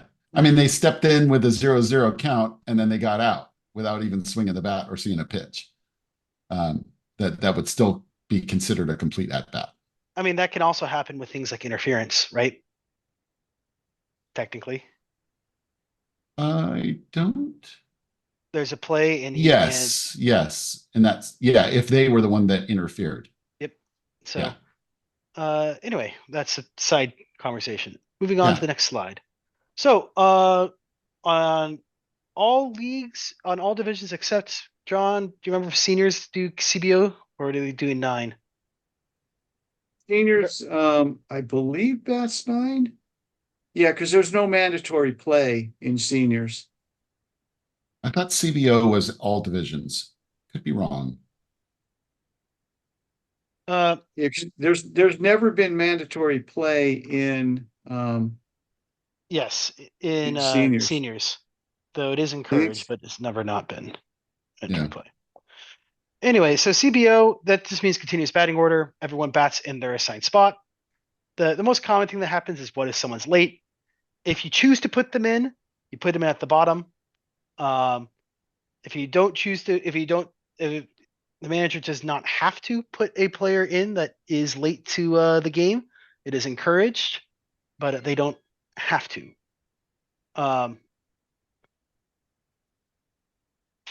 So, my apologies, my laundry just went off and I heard it. Anyway, so otherwise you just bat in order, the standard order, and all people bat even if they're sitting. It's pretty self-explanatory. And late players, mandatory play does not apply, but I would highly, highly, highly encourage mandatory play to be met regardless. So, because the whole point of Little League is to let kids get the play time in. If they're gonna play, we should have the kids play. This is regular season. This isn't the World Series. Have them play. So, the only other note here is that we do allow games to start with 8 players. In the district interleague rules, for minors, there's no penalty. For majors, it's just an out for that 9th at bat.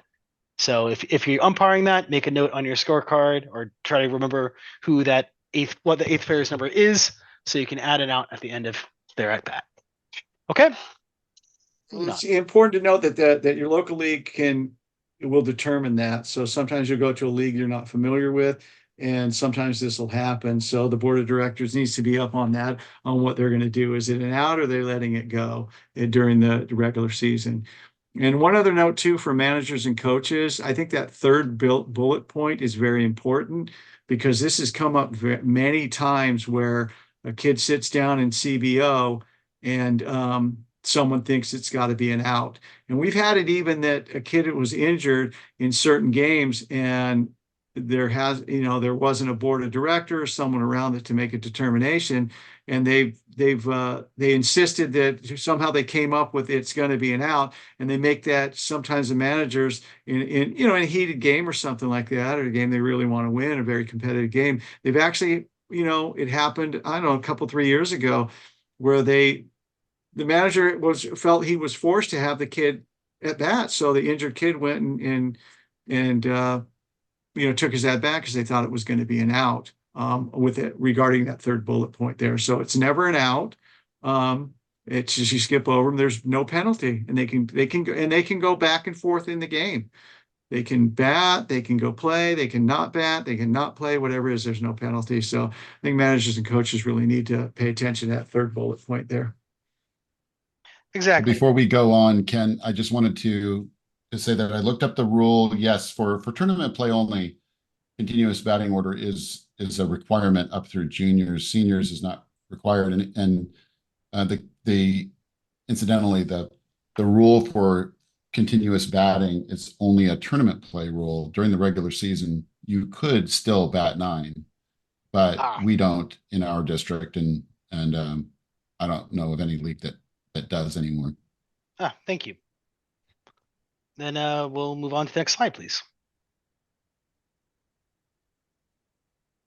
Base coaches. So for all games that have umpires, it will be 1 manager and 2 coaches. The minor instructional league is the no coaches, no umpires, coaches can stand in the field, that kind of league.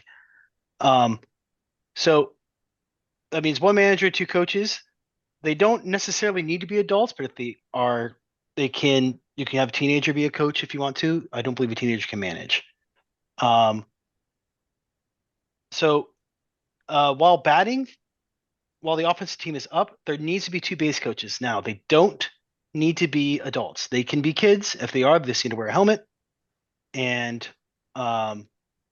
you can switch them out when you need to switch them out so they can get their at-bats in. The key thing to highlight here is that there must be an adult manager or an adult coach in the dugout. If there's a kid in that dugout, there needs to be an adult in that dugout. So that's pretty much this slide. It's pretty easy. Run rule. Okay, so the run rule varies based upon innings. So 15 runs, it goes from 15 to 10, and then finally to 8 for the inning right before the last inning in a regulation game. So the key thing to remember is the slide up here is completed innings. So when it says the visiting team is ahead for 15 runs after 3 complete innings, the game ends. But it's only 2.5 complete innings for the home team. That means that is the bottom of the 3rd for the home team, or the start of the 4th. So the other thing to note is that if the home team reaches that number, whatever inning they're on, that the game will end as soon as that run legally crosses. So if it's the bottom of the 4th, bottom of the 4th, and the 10th run comes across in a major or minor game, that would make it 10-0 for the home team. The game would end. They don't need to finish off the rest of that half. If the home team is behind, they always need to finish their half. So if it's 10-0 at the bottom of the 4th and the visitors are ahead, the home team still needs to go up and try to claw their runs back. This is a league option. Leagues can opt to. I don't know of any league that in our district that is, though, opting not to have this.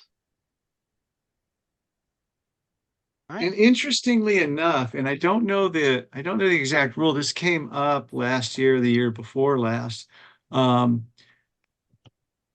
was under the impression that if you adopted this run rule, it was all or nothing. You either adopted it as it's stated in 410, or you didn't.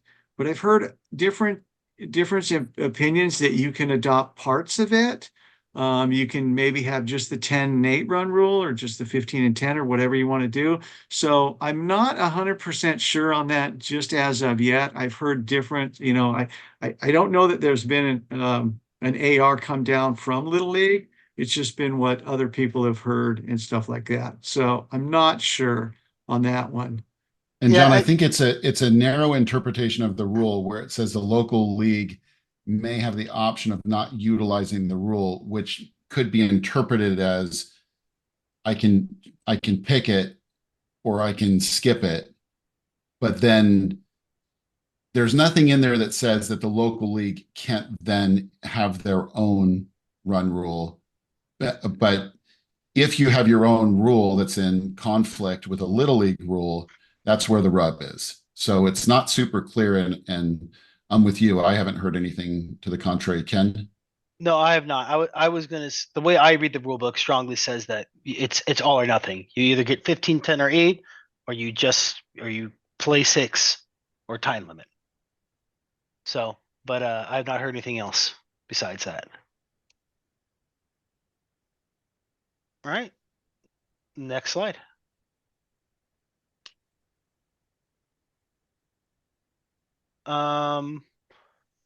Protests. Okay.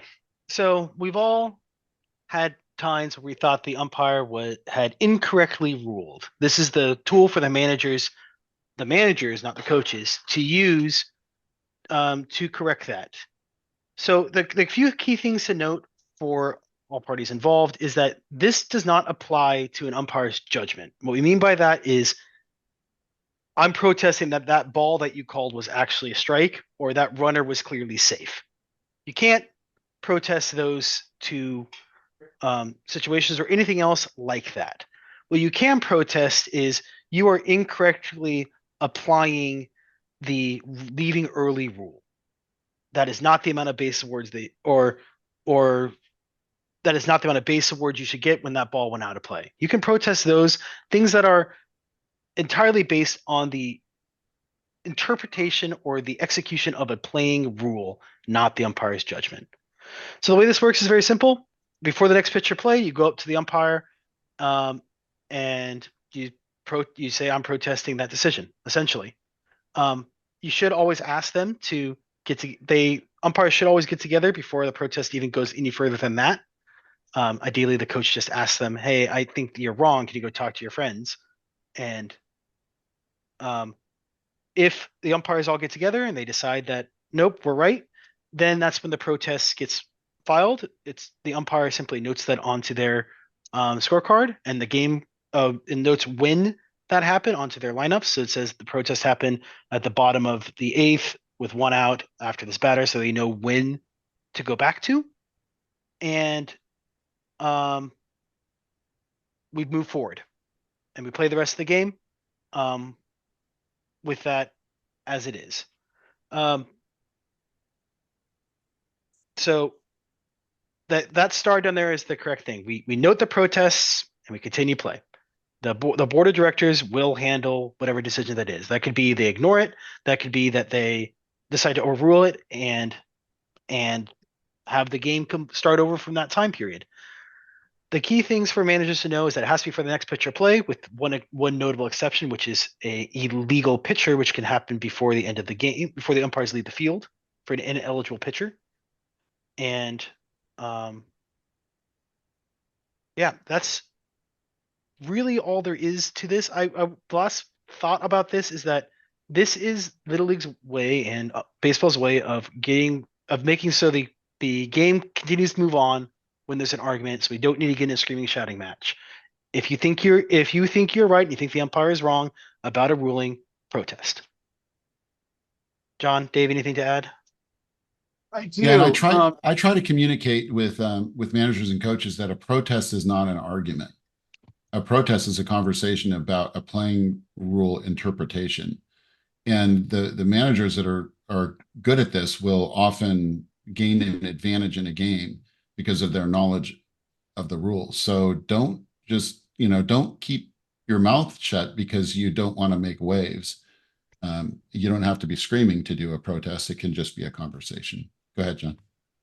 Yeah, and this is one of those things that I actually wish would happen more often. I wish that the managers and coaches would exercise their protest right way more often than they do, because one of two things is going to happen. One thing for sure is going to happen. Someone's going to get an education. Someone's going to learn something.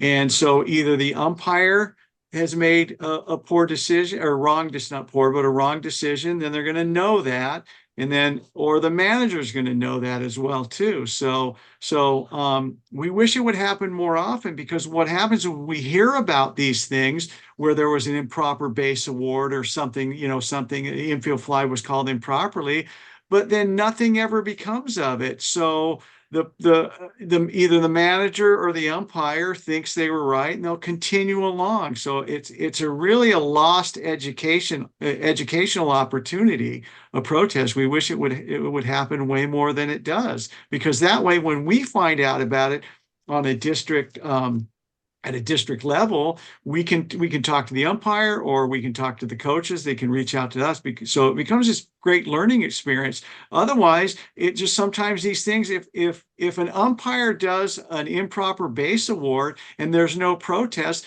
that umpire is going to continue to do that, continue to award the bases improperly. Conversely, the coach that complains about the infield fly not being applied properly when it was applied properly, they never learn anything. So they'll continue to argue with these umpires about something that's not necessarily factual. So we wish it would happen. Another thing to note too is the protest situation for the regular season is much different than the protest situation for the in-season tournaments, TOC, and particularly All-Stars. And we will have if you're going to be an All-Star manager, you're going to learn about that later on in the season. We have the All-Star managers and coaches meeting, but it is different. So the protest during the regular season, it's notated in the book, and you just play on. Then it gets forwarded to the board of directors, which your local league should have a protest committee. It's in the rule book or in the operations manual. So there is a protest committee each league has to have. And then it's resolved. However they resolve it, and we do nothing. TOC, in-season tournament, and All-Stars, it's a different protest procedure. So we're not going to get into all of it tonight because it can be a little cumbersome. Another thing to note too is Ken is correct. You can't protest judgment calls. However, it's not up to the umpire to decide that or not. So no matter what the protest is, whether it's a judgment call or what maybe perhaps an improper application of a playing rule, as an umpire, we take the protest. Now, I can tell you in what I tell coaches, I don't ever tell coaches that they can't protest because it's their right to protest whatever they want. But I do tell them, hey, coach, this is a judgment call. It's going to go nowhere, And that's just the way it is. So we can't tell a coach, hey, it's a judgment call, you can't protest. That's not entirely true. We do have to take that protest, but it's not going to really get heard on it. As soon as the protest committee or Little League, or in this case, Clay in one of the in-season tournaments or TOC hears about it, if it's a judgment call, it just doesn't get heard. But we still do have to take the protest. Yeah. And also for interleague games, the protests will go to the district. I believe it's Clay, but it's listed on the interleague rules. So yes, yeah, I think so. That's correct. All right. And I agree 100%, John. This should be used more. It is a good opportunity to correct and call the game right, and everyone will learn something from it. I agree. Okay. Jewelry. I would recommend not being so hard about this. Don't go seek this out. But in general, players can't wear jewelry, period. No watches, no friendship bracelets, no earrings, no nose rings, nothing. Doesn't matter if it's a soft string that they tie around their wrist or a gold studded chain. They can't wear it. What I tend to do is if I see it, I'll say something, but I don't go looking for it because it gets cumbersome, especially nowadays. In high school, this is entirely different. They're allowed to do this now, but in Little League, they are not. The only exception to this, if it's put on by a doctor, they can wear it. So this is pretty basic. Oh, and then there's one more. Hair items are generally okay. Even hard hair items are okay. So if there's something else to add. Oh, yeah, finally. The penalty for this is just please take it off. There's no penalty. That's it. Just please remove it.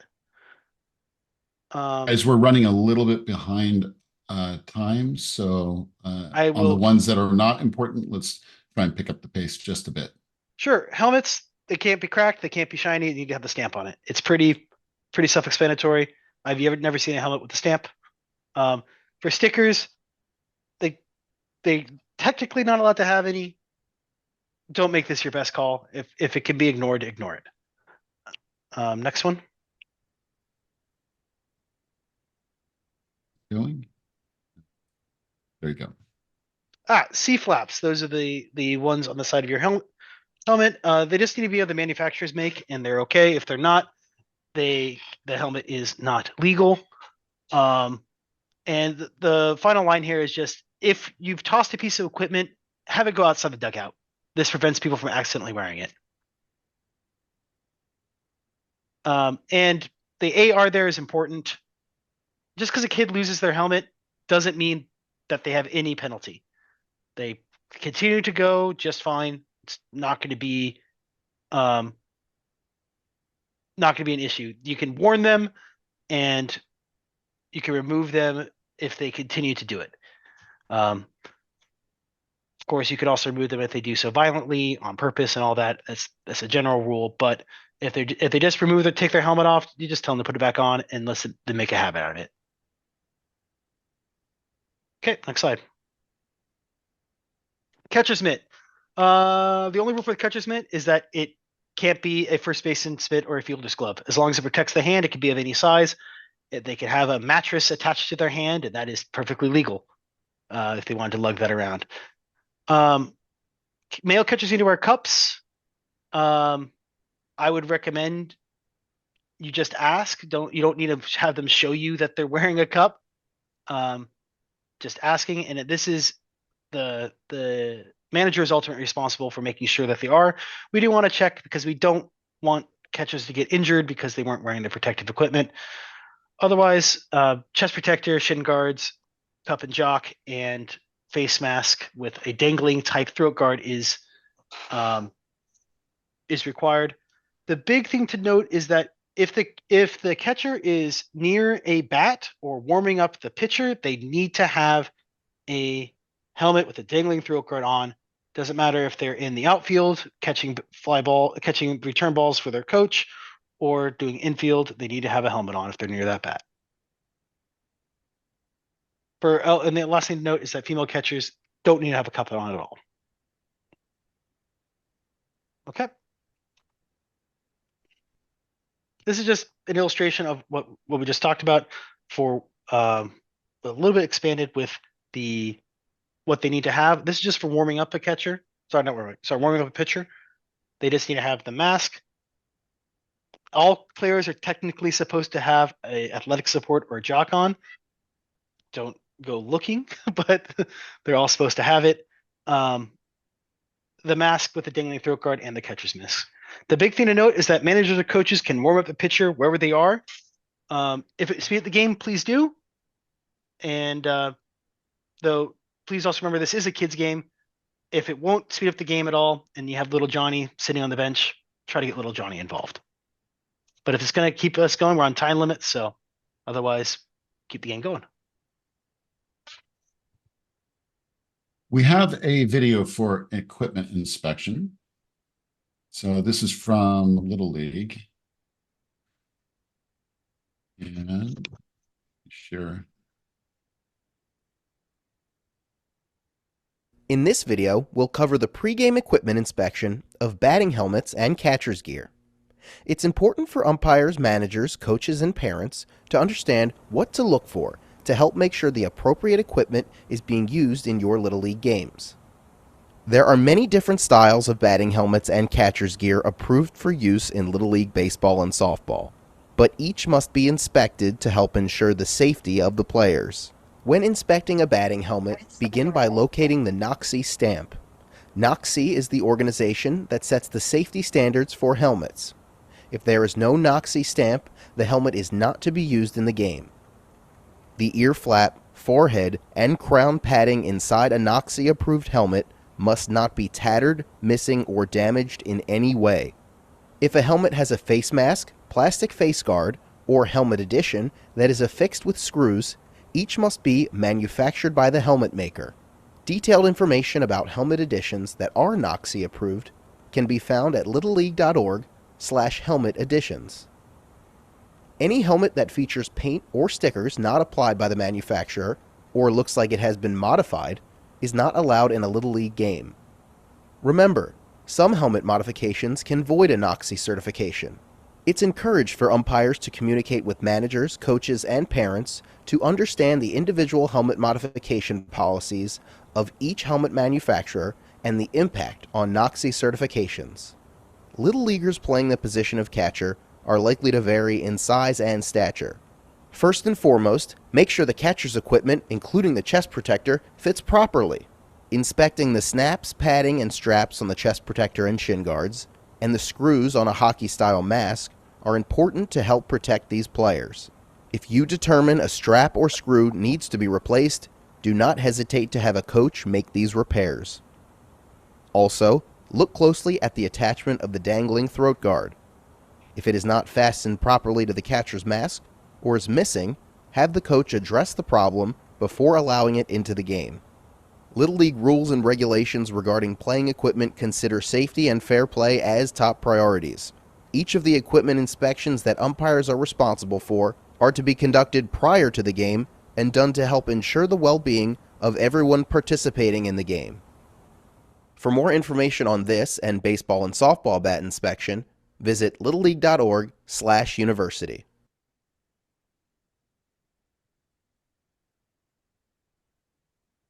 All right. So I'll just give you a little bit what to look for as well. Yeah. Moving on, umpire can only call time for very few reasons. They're listed here. In general, the ball should be always live unless one of these happen. Key thing to note is that managers request time. It is not granted until the umpire grants it, meaning saying time. So up until then, the ball is still live. Plays can still happen, even if that manager is trying to walk onto the field. The other thing to note is that if there's an ejection, and hopefully there are none this season, but if there is an ejection, the play continues and is handled after the end of play, in which case time's called. So if you eject a player for whatever reason during a play, the play still completes, and then we deal with it. Other than that, it's pretty simple. It's things going out of play or an injury, which of course, if there is an injury, call time. You can if there's an injury, you don't necessarily need to wait for anything to happen. You can call time. We can address it. We can put more people where we need to. Injuries need to be taken care of. Okay. In catch and carry, that is where the ball would stay live if they went out into a dead ball territory. If that was while catching it, that's not the case. As soon as they step into dead ball territory, ball's dead, and we'll hold a funeral and call time. All right, next slide, please. Did not want to advance. All right, There we go. right after putting the ball, calling time, you need to put the ball back in play. As John had mentioned previously, the ball cannot be put in play until the pitcher has the ball and is standing on the mound. There's a few other things that need to happen. Every defensive player, with the exception of the catcher, needs to be in fair territory completely. So that means that first baseman that's trying to hold that runner on technically needs to get back inside the lines, and any runners are supposed to be on the bag. Note that this doesn't care about where the batter's at. If I have the catcher with the catcher's mask on and the glove, and the pitcher has the ball standing on the pitcher's mound, we can play. We can say play. They obviously can't pitch yet until the batter's ready, but we can put the ball back in play. The other thing to note is, especially for juniors and intermediate, where there are leadoffs allowed, they're supposed to have not only retouched but be near the bag. So don't say play if R1 is halfway between first and second. Let them get close to the bag that they're supposed to be on before you put it into play. Ready? Questions and answers. Okay. So You want to read these yourself, or you want me to read them out? Go ahead and read them out. All right. So Oliver had a comment, but I don't know what it's in reference to. He says, make sure this is noted in the scorebook.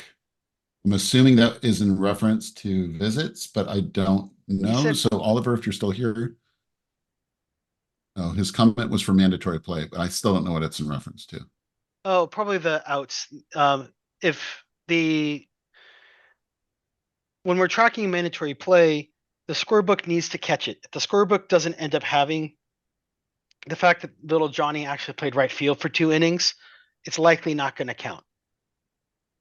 If it comes up and it gets questioned, we wouldn't know. So, if you're putting people in and out for mandatory play, you want to make sure it's in the scorebook. Otherwise, you could be caught where they don't know. Everybody else doesn't know that little Johnny actually did play, and it was assumed that he was sitting. All right, Jeff is no longer here, but he posed a question before he left. He says, this is in reference to mandatory play note 2, which I'm not sure off the top of my head what that is. He says, I interpret that differently than Ken explained. If penalty from prior game, then penalty cannot be reduced.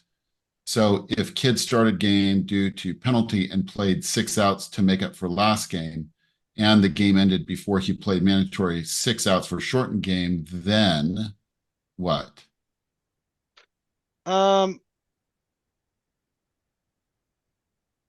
So, uh,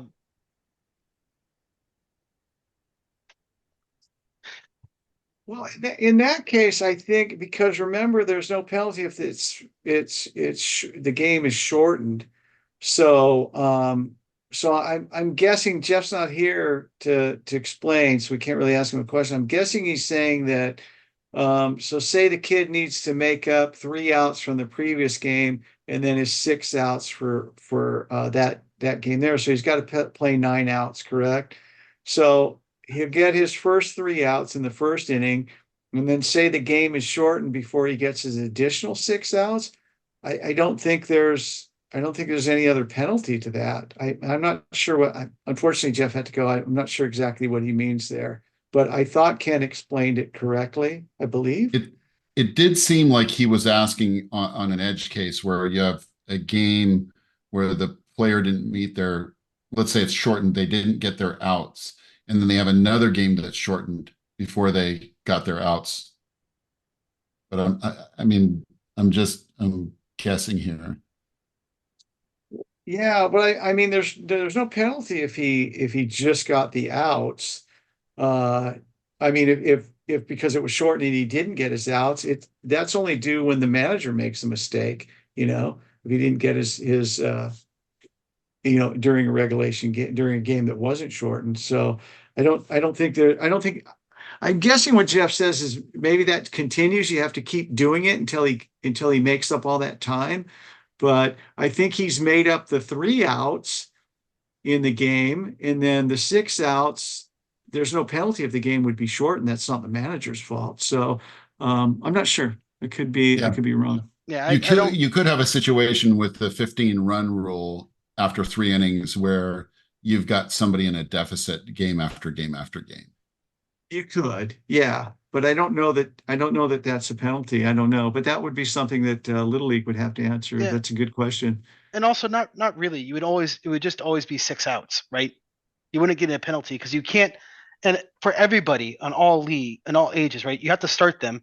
Means they're going to play 6 outs, right? Yeah, but if they had 6 incomplete from the game prior, then you'd have 6 and 6. Yeah, then they'd have to start 6.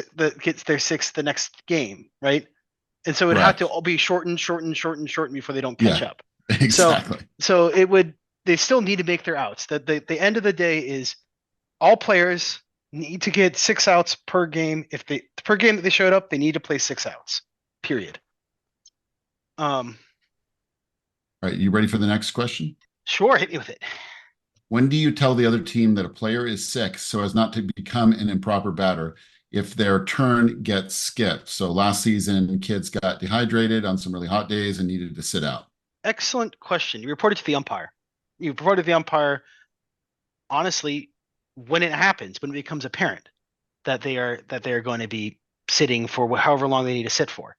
The umpire is not a doctor. Obviously, they're going to take your word for it, but you report it to them. You don't want to come up after, if you come up after and said, oh, little Johnny was actually sick after the batting out of turn, that's not the time to report it. So if little Johnny's sick and not going to be playing, you report that to the umpire when you notice it. All right, that's it for the questions. Excellent. John, are you ready to close us out? I am ready. We'll talk. Well, one of the sections is my favorite thing. We'll talk about ejections in a little bit.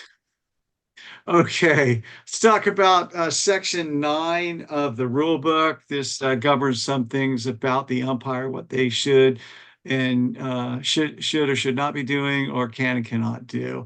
One of the things here is this is an interesting rule, and we refer to that as 901C, also on Robinair's license plate frame, I believe correctly. So 901C is each umpire has the authority to rule on any point not specifically covered in these rules. This is an interesting rule that was put in there in case something comes up.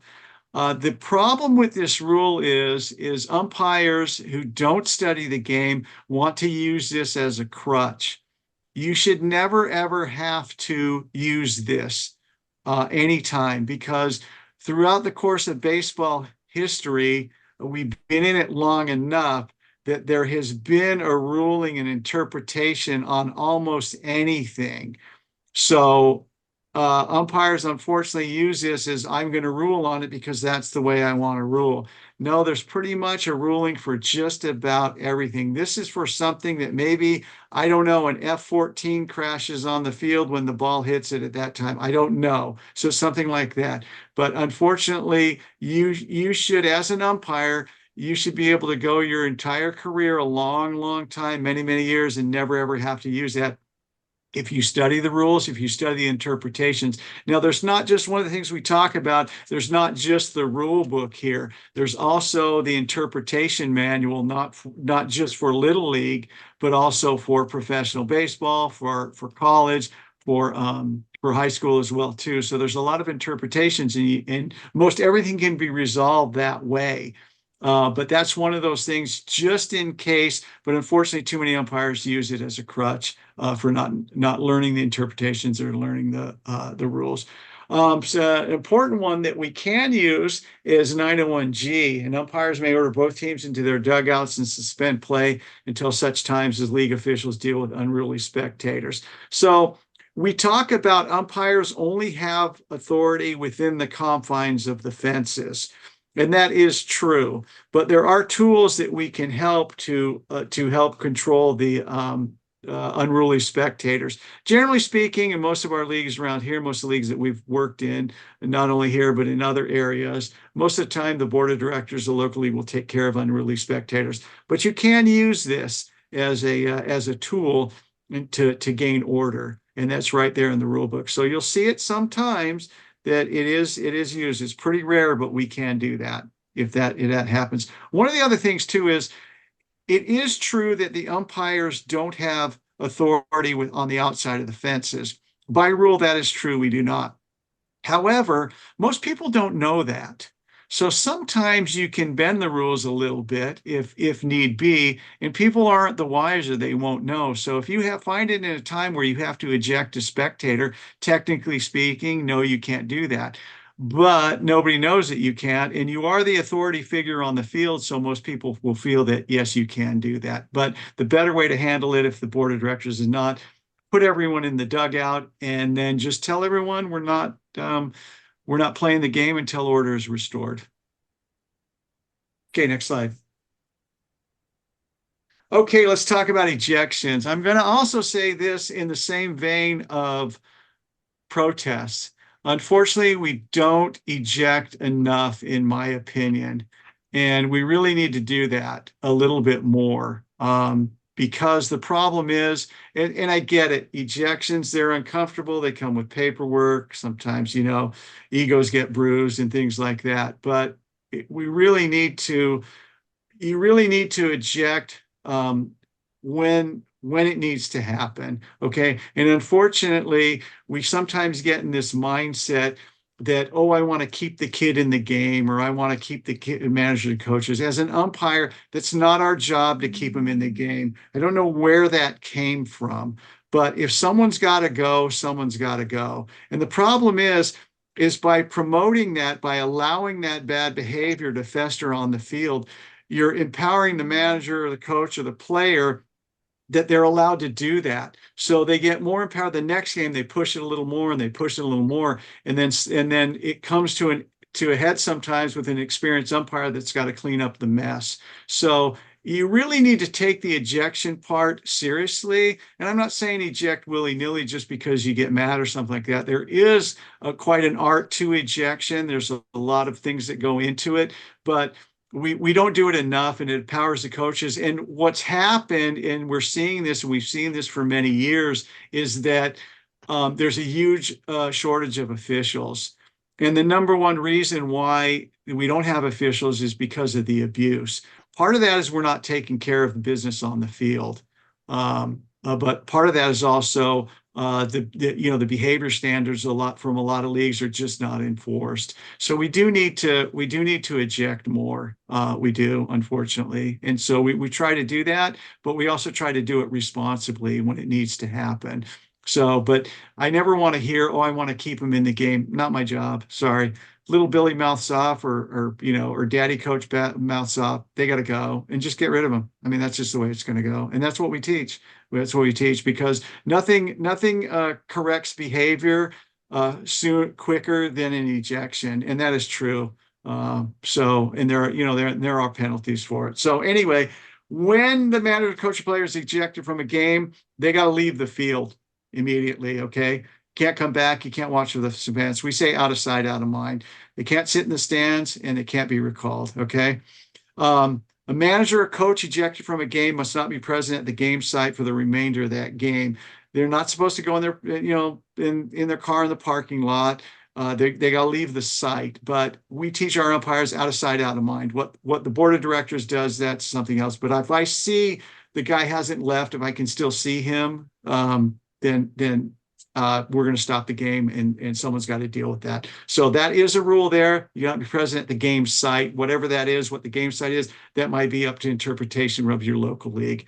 So a manager, coach, or player ejected from a game is suspended for his or her team's next physically played game. So physically played game, you don't get a free pass if the next game's suspended. Okay.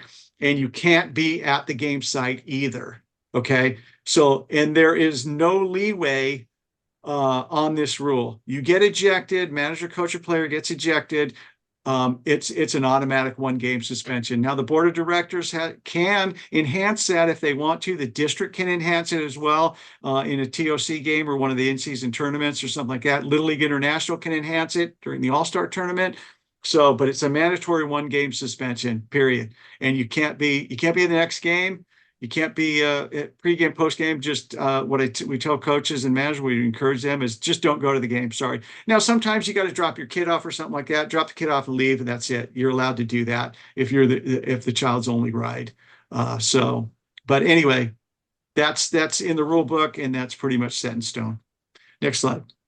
Before we go on, I want to say that this has been done before, where, let's say, the last game of the regular season, a manager got ejected, and the next game is a tournament game. And so the league thought it would be appropriate to schedule an extra game so the manager could serve that suspension on a game before the tournament started. We will know about it, and the penalties will be pretty strict. So do not try to support any player, coach, or manager in getting around the penalty so that you can win in a tournament. That's a good point. And also, if it's the last game of the season and that manager or coach is returning the next season, they're going to sit out their first game. So the only way to get around that is if you're never going to coach again. But pretty much it's going to carry over. Okay. So we talk about immediate ejections. There's some ejections that kind of get built up. There's there's a little bit of leeway. We like to use a couple phrases for that. Acknowledge, warn, eject. That's one way, kind of building up to it, depending on the severity of it. Also, we eject for typically some of the criteria that we eject for is personal, profane, or prolonged. So some of these immediate ejections are going to be physical contact, verbal abuse. Someone comes out, verbal abuse can be, screaming, calling you names, making things personal. Certainly, swearing where a lot of people can hear. You can use a little bit of discretion. People swear sometimes, especially on the baseball field. But if he comes out screaming expletives, that you're done. If he comes out, even if he's not doing that, just comes out screaming with his hair on fire, you're done. If he accuses you of bias or cheating, that's going to be an immediate. Unreasonable continuation of a dispute, that would be go in prolonged. Intentionally thrown at a batter charging the mound, on abuse of equipment. So there's others as well too, drawing a line, a batter drawing a line in the batter's box to let the umpire know where the pitch is. That's an auto eject every time as well too. So there are other ones. So some are immediate ejections. Some can come with a warning. Typically, I can tell you, managers and coaches, this is a warning. When an umpire is holding his hands up and go, coach, that's enough, that's your warning. It doesn't have to be explicit. Hey, coach, I'm giving you a warning. In fact, we don't really encourage people to say, to umpires to say, I'm giving you a warning. We also try not to tell them, hey, anything else, say one more word and you're done. We don't like that type of provocation either, because sometimes that puts both managers and coaches in an untenable situation as well. So you do have immediate ejections, and others, have a little bit of leeway where you can kind of, hey, hold it down. Okay, next slide, please. So when there is an ejection, the umpire is going to report it to the league president within 24 hours. If it's a tournament or an interleague, you got to report it to the district, I believe, as well too. Certainly in a tournament. So, but the umpire has a report. There is a report form on the district website somewhere. You can use that. You can write an email up or something. We encourage people to put it in writing, have a paper trail of that as well, and try to notate as many of the particulars as you can. When writing an ejection report, we don't encourage to have a diatribe, just a real simple, the fact, hey, someone came out, was screaming this and that, I ejected, that's it, this person on this team or whatever. Try to, sometimes we don't know the name of the player or the coach. We should know the name of the manager, but sometimes we don't know the name of the coaches or the players. So try to get as much information so you can identify who that person is. Okay, next one. Okay. Before we go on to this, Dave, I want to back up a little bit back to ejections. I want to make one comment about that. I didn't realize here. Go back one more. So when we talk about ejections, okay. Is it this one or is it this one? Doesn't matter, either one of those. But when we're talking about ejections, one of the points that I want to make on that is, we really have to do something to stem the tide of abuse. Everyone here knows that umpires are in short supply, and it's not getting any better. It's only going to get worse. And again, Referee Magazine a few years ago did a comprehensive study of all sports officials. They polled sports officials of all sports across the United States. And the number one reason, not just in baseball, but in other ones, it was the abuse. The reason why people are not entering the craft or not staying with it as well is because of the abuse. And so people are tired of it. So here's the thing. The model I get it. The model that we grew up with is Major League Baseball. We've seen it, especially some of us that are older, we've seen it, grew up with it, screaming. There's no place for it in youth baseball, in my opinion. And I don't know where this, but it just kind of trickles down. And unfortunately, when you think about it, you would never speak to someone like that off the baseball field. I mean, really, realistically, would you scream at someone you barely knew about something dumb? I mean, there's likely to be violence. And so I don't know why it's tolerated on the baseball field. Unfortunately, I wish the culture would change. It can change. I wish we would. But here's one thing that I did want to say is, look, I don't care how an egregious call it was. Oh my God, that was the worst call I've ever seen in the history of baseball. I don't care about that. It doesn't matter. Doesn't matter how bad the call was, how bad the mistake was, how bad the strike zone was. It just never gives someone the right to abuse you as an umpire. It never does. And so we need to stem that. And that's why we're focused on ejections. That really needs to happen. It just because someone made a mistake doesn't give you the right to come out and scream and yell at them. We're adults and we should act like it on the baseball field. That's the point I wanted to make. Thank you, Dave. We can move ahead to youth umpires. So youth umpires, you can use youth umpires. We really encourage it. Some of those youth umpires are pretty darn good. Some have developed into nice umpires. Some of them have even come through the youth program in some surrounding districts and become minor league baseball umpires. They've gone to professional umpire school and they work their way up and they work the minor leagues. No one we know yet has become a professional umpire, but you can go pretty far. So there's a couple things to know here about using youth umpires in your league. So youth umpires will typically work with an adult, but if there's no adult, you have to have a game coordinator to supervise those umpires. So say you have two youth umpires or maybe just one working solo, there has to be an adult game coordinator. So the game coordinator must not be a manager or coach of either team, but maybe any other parent. The game coordinator can only oversee one game at a time. So in other words, who's ever assigned to the game coordinator has to stay at that game right there, be on site the whole time. They can't roam around. They can't go watch another game. They can't do anything else. So this is important. You got to, if you're going to use youth umpires, you really have to protect them. And this is what this is for. So if you're going to have a game coordinator, they can attend the plate meeting. They will attend the plate meeting in a Zerbal field action. They'll oversee the conduct. They'll just be kind of another set of eyes. So they can also disqualify. They can eject people as well too, and they can also be on the field if there's a discussion between umpires and managers, and they can also judge about when the game can be suspended because of weather, darkness, or things like that. So they're basically a de facto umpire on the outside of the fence. But you need to have it if you're using youth umpires that there is an adult on the field with them. Next slide. And that's a wrap. So we've got That Q&A, is but I don't have any questions in chat. So hopefully if you have a question, please post it right away or just unmute and shout it out there. We don't have a huge group. Correct. All right. Well, if anyone's got any questions, we're going to hang around. The staff's going to hang around a little bit afterwards.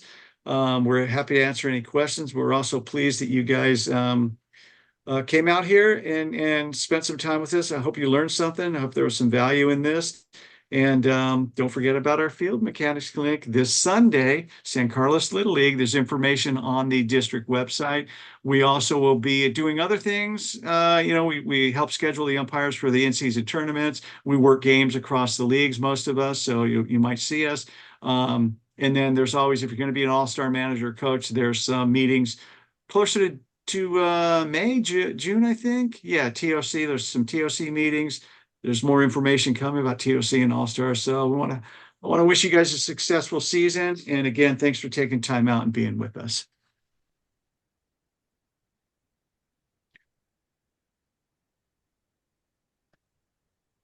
All right. No questions? Dang.